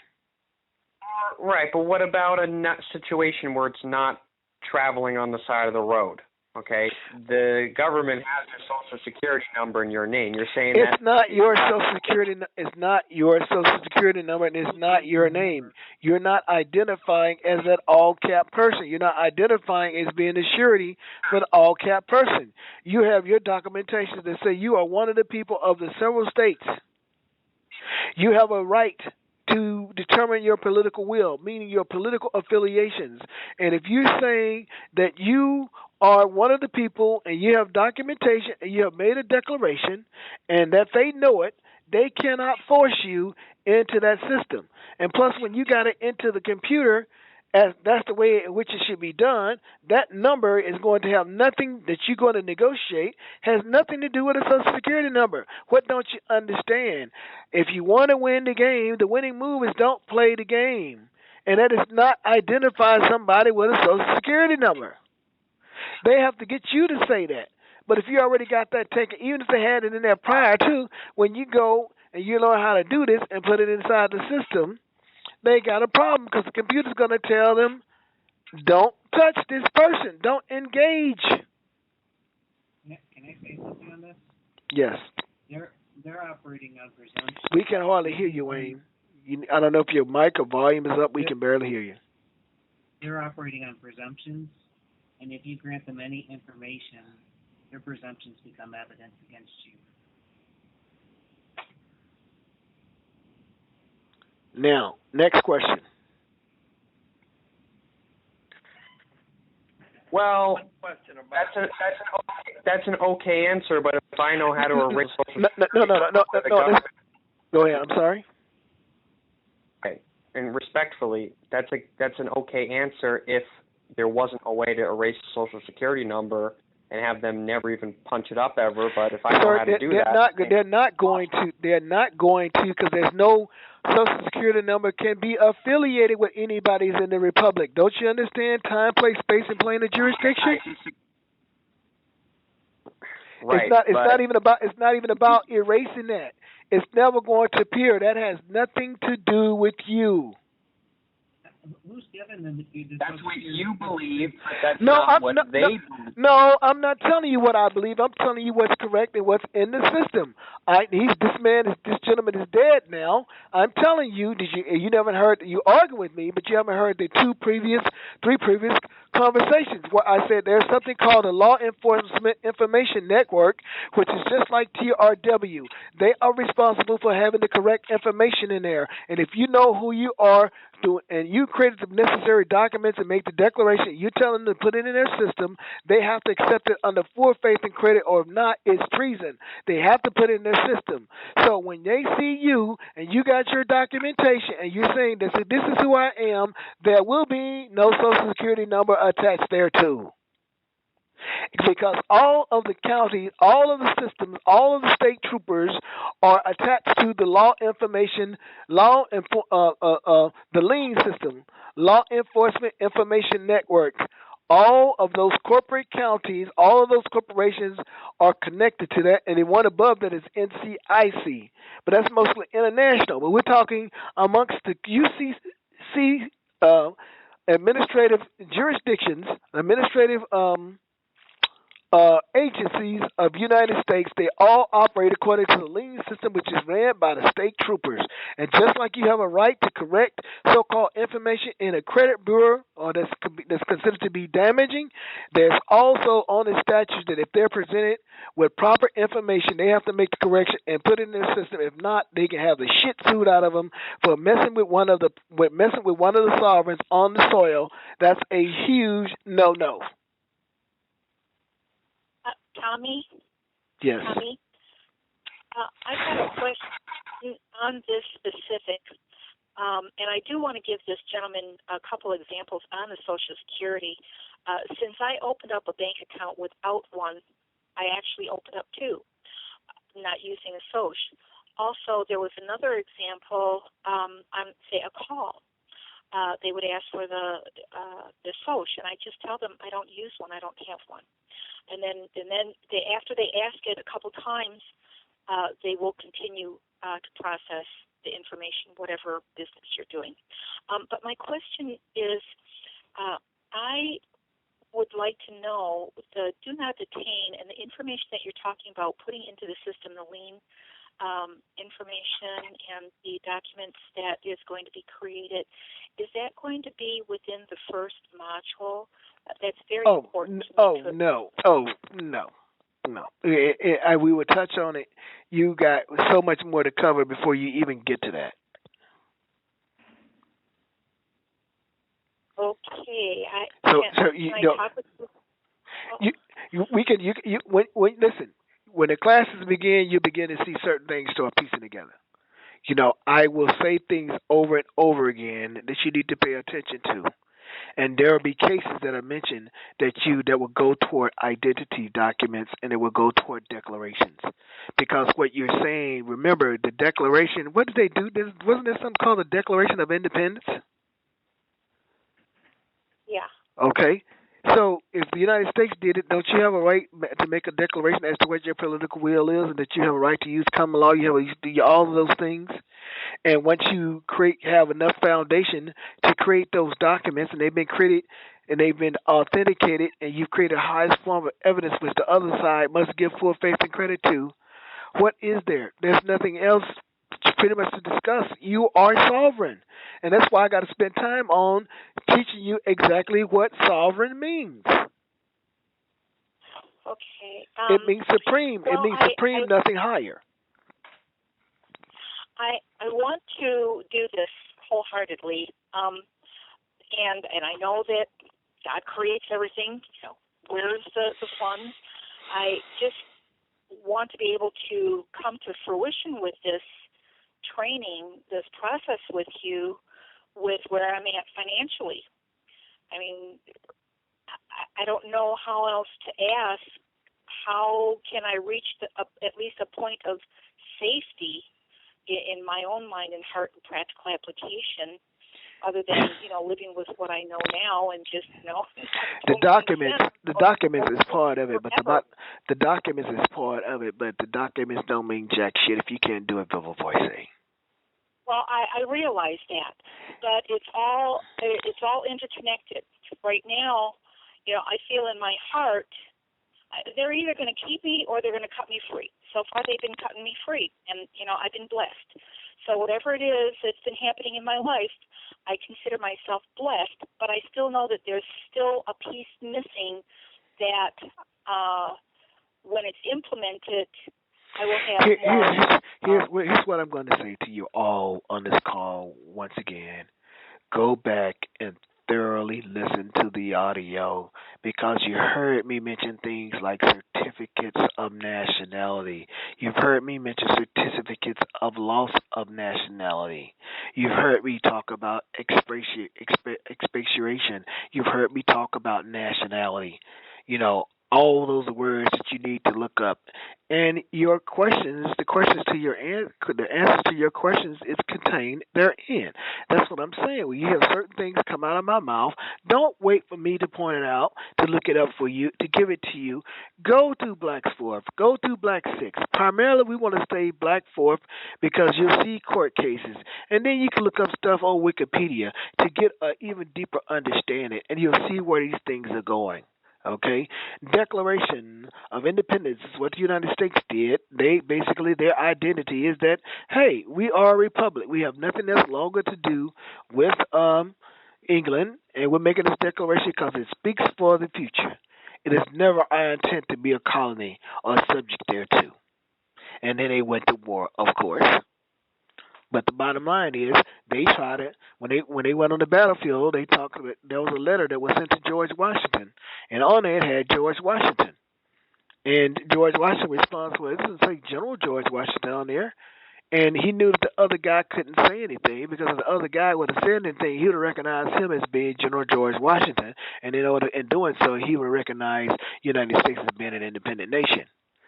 So that's why George Washington said that, and the guy had to go away, in a sense, because if he did traverse, that would have been recognition.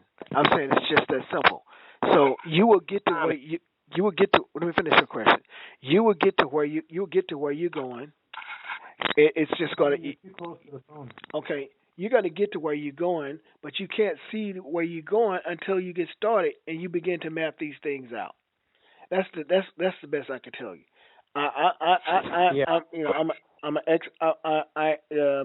Like I say, just through these audios, if as you come to know them, if you listen to the words that I'm saying and you look those words up, and you look those cases up, you will see so much.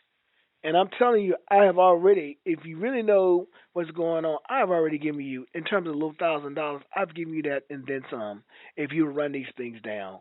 But like I said, I'm just showing you. I had to show you the reason why I spent some time talking about the other processes out there, because I had to punch you right in the nose, in the face, and it was to get you to understand. I don't want to talk about the other processes. No, you're gonna have to talk about the other processes. That's how you're gonna get a command of what I'm trying to teach you. Okay. That's what I'm trying to tell you all. You have to talk. No, not only them. I'm not even talking about Boris. I'm just showing you court cases from Tim Turner. I'm going to show you stuff from David Clarence. I'm going to show you stuff from all of these people, and you see, wow. You're going to see things that you never saw. And then what happens is because the same tactics that they use are the same tactics that the judges and everybody else in the system try to use against you. So if you historically know what has happened, you can plan now for how your future is going to be. What people are sitting back doing is that they're reacting, not being proactive. I just wanted to talk about a budget plan. Well, okay. but did you not? But you know, it's just. Did you hear anything that Joyce told you? Oh, I heard everything. Right. What Joyce said is when she came, she said her motive was to make sure that her land was protected before they started doing all of the work on it. Joyce and Ben did all of the research. They did the research. And they did the research, and I helped with them, of course. But having gone through that process, their confidence just shot through the roof because it's not what Tommy says, it's what the damn law says. Well, what you're actually stating to me is that, in fact, with this course of the one foundation course, I should be able to move forward and sustain myself and do enough research, and I should be able to cover my ass for the rest of my life, no matter which way the coin flips its coin. And I will be on the do not detain list because I will be able to figure it all out because I'm still stuck with doing my research. I don't know if you'll be able to figure it all out because this information is in so many varied places. That's what I'm trying to tell you. And wait a second. And the only way I was able to do this is because of the man who taught me, and it came at great expense. It came at great cost out of my pocket, and blood, sweat, and tears. But a lot of the work that he did, I didn't have to do. I didn't have to go to all of these various places and all the archives, talk to people all over the nation, and talk to those who are in the think tanks because they cannot have all this information in one place. That's why most of it is in archives, and they have to put it there, or you'll find that archives get burned and all that stuff because there's certain information that they don't want to be discovered because in the discovery of that information, it puts them out of business. So what I'm showing you is I'm showing you how all the pieces, I've done so much research and all that where you don't really have to go and do all of that. I've outlined the cases that pertains to what you're speaking. They're stare decisis. They've already determined. All you have to do is know how to go on the defensive and how and when to go on the offensive. That's what this is all about. And you can't, and it just the things that I've discovered or we've already talked about, you know, that like I said, it's a tip of the iceberg. There's so much foundational stuff that needs to understand because I have to pound it in your head. Pound it with a meat tenderizer till you understand who you are, where you are, and what you're dealing with.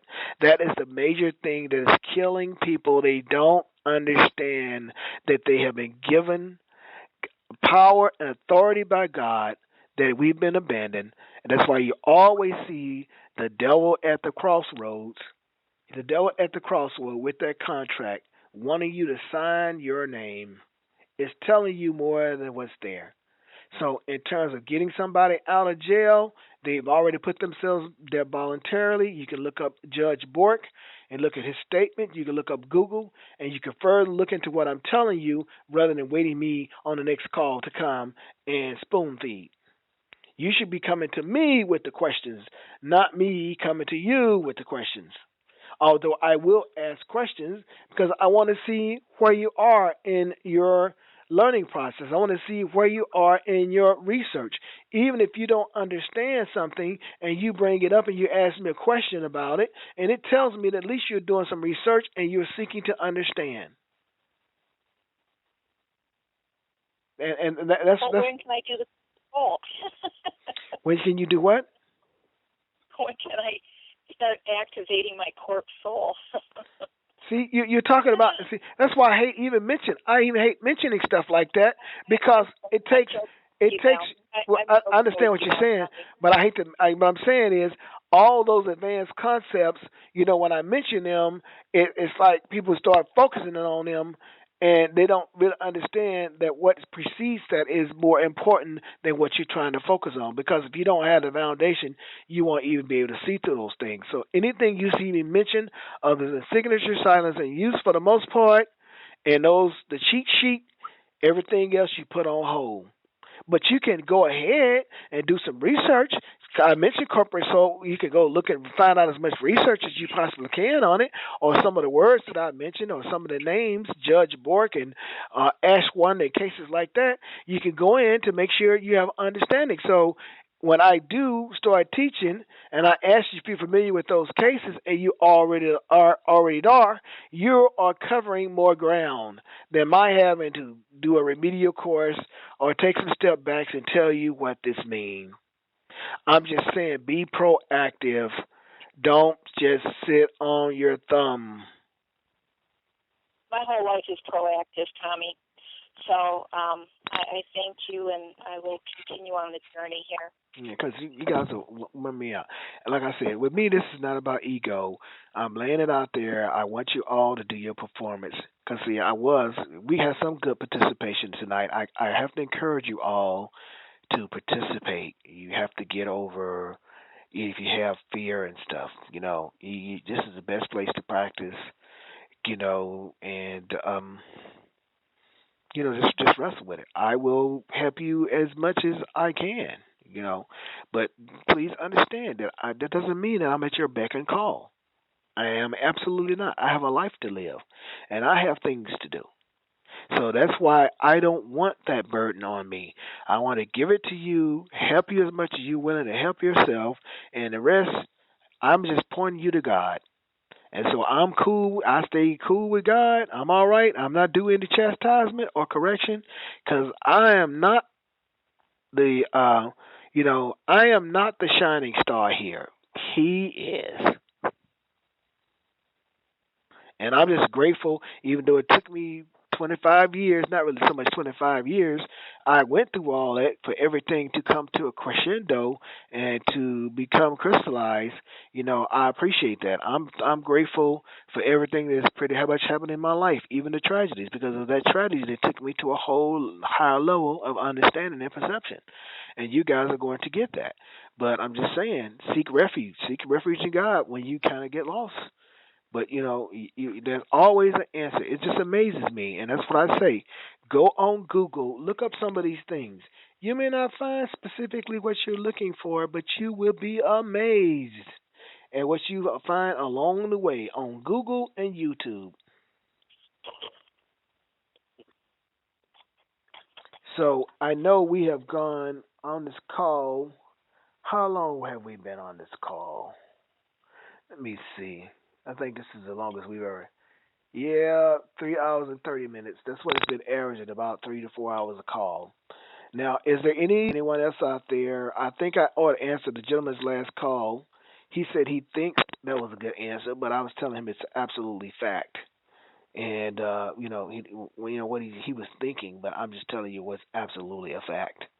If someone came and asked me if I could help someone get, I would even go that route because even if I could, and then everybody else got a hold to it, then you create chaos. Because some people who are in there, they've done it. They've done the crime. So they got to do time. So, anybody else would like to make a statement or have a question? Because you guys have worn me out. I called you last night because you wanted to talk about your situation.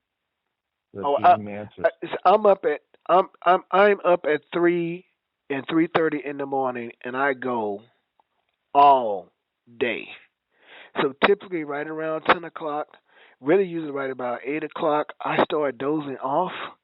And when I'm down because regardless what time I go to bed, my body wakes me up at between 3 and 3:30 every morning.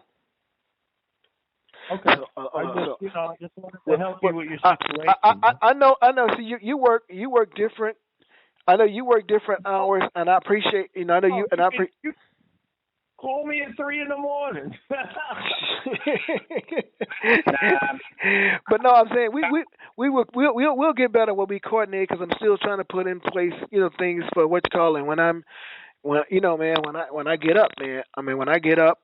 And I'm just rolling. Until because I'm trying to get everything in place for the class and everything. And I'm just saying yes. Don't try to coordinate with this. Don't try to coordinate with this asshole. He's the worst to coordinate with ever. Okay. So I always have to be impromptu, huh? So if you want, send me your address. I can send you something that might help you. Okay. Well, check this out. On the email, Well, check this out. It's like you say. If you think people out there are willing to be taught, and you think this information will help them, and if they could submit themselves and humble themselves to being taught, okay, and recommend this class to them. I'm not hard up for the money. I'm just telling you, folks. I have lived off $200 when I fell ill and the whole bottom fell out for me. I lived off basically $200 a month for a damn near whole year. So the money and the Federal Reserve notes don't excite me because I made a hell of a lot of money before I got in this condition. So my motivation is not dollars, because if that would have been the case, I would have been doing seminars and what have you. Now, and as you notice, I don't do seminars. I sit a class, and I've always sit a class in the school because you cannot just learn all this stuff in a weekend. Ain't no way. There's no way.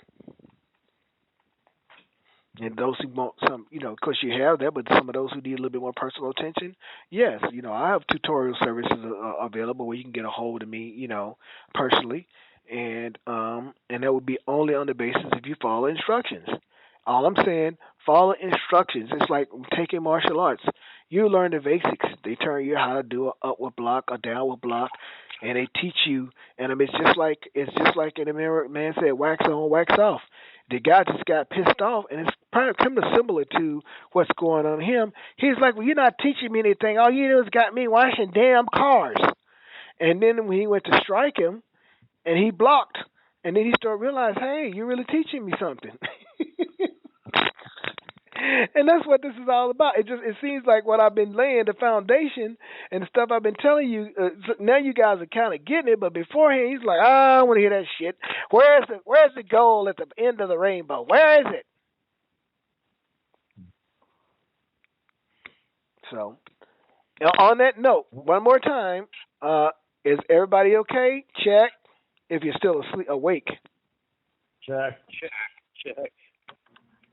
Yeah, that's only about 5 people. Thank you very much, Tom, for tonight's call. It's great. So, yes, I just have to slow down sometimes because I get excited and I start talking, 100 miles a minute. But anyway, if that's all, folks, I think I'm going to, I don't know, I'm going to try to sleep in a little bit later tomorrow because I am taxed. But I appreciate you all joining the call. Please be sure to send me to connect with me on Skype, Nora's Art 100. And if you develop any questions or anything like that for the next call, so I'm gonna try to set it up whereby I hope to have the medium by which the webinar is going to be conducted figured out, so we can go through orientation on that, so you can get all set up and not wait till the day of the class and realize I don't know how to do this, and just take things in a different direction. But anyway, Wayne, are you still there? Yes, I am. Anything you want to say before we get off here? Do you want to cover that email, or you already talked about it a little bit? So, anything you want to cover before we get off here?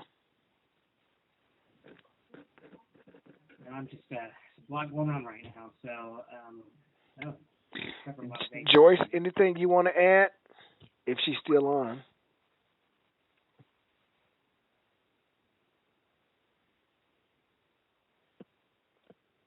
Hello, Joyce.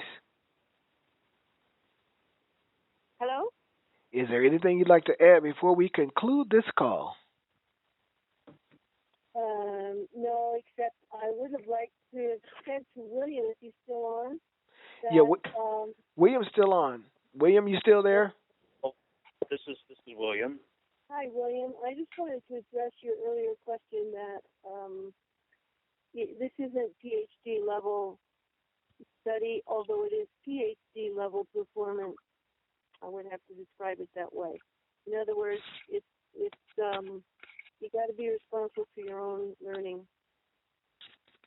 But it is also accurate what I believe it was George said. It is so simple that it's hard to grasp. Yeah. You've heard that saying, the best place to hide something is right in front of you. Blind side. Mm-hmm. Okay, so I think we said a Guinness Book of... Say that one more time. Oh no, that's fine. Really enjoyed the call tonight. Really. Well, I just want you guys to know we set a Guinness Book of World Records. That's for sure. Well, all right. You all are most appreciated. I did record this call, and it says live conference on recording. Oh shit. Oh man. Well, did anybody have to, oh yeah, I gotta record it. I gotta record it on my phone. So I didn't record it on the free conferencing, but I'll get it uploaded. And I'm sure there's somebody out there. Oh well. Joyce, did you record? No, I didn't because I had a very loud electric and hailstorm for about 2 hours. And You mean a CIA? You didn't record over there? I wasn't except for nature.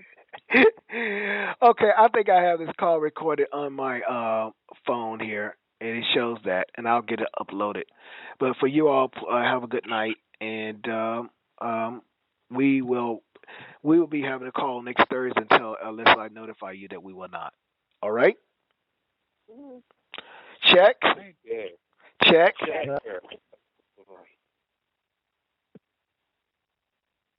This conference is being recorded. Oh, shit, Your conference recording has stopped. Yeah, too late for that. Goodbye.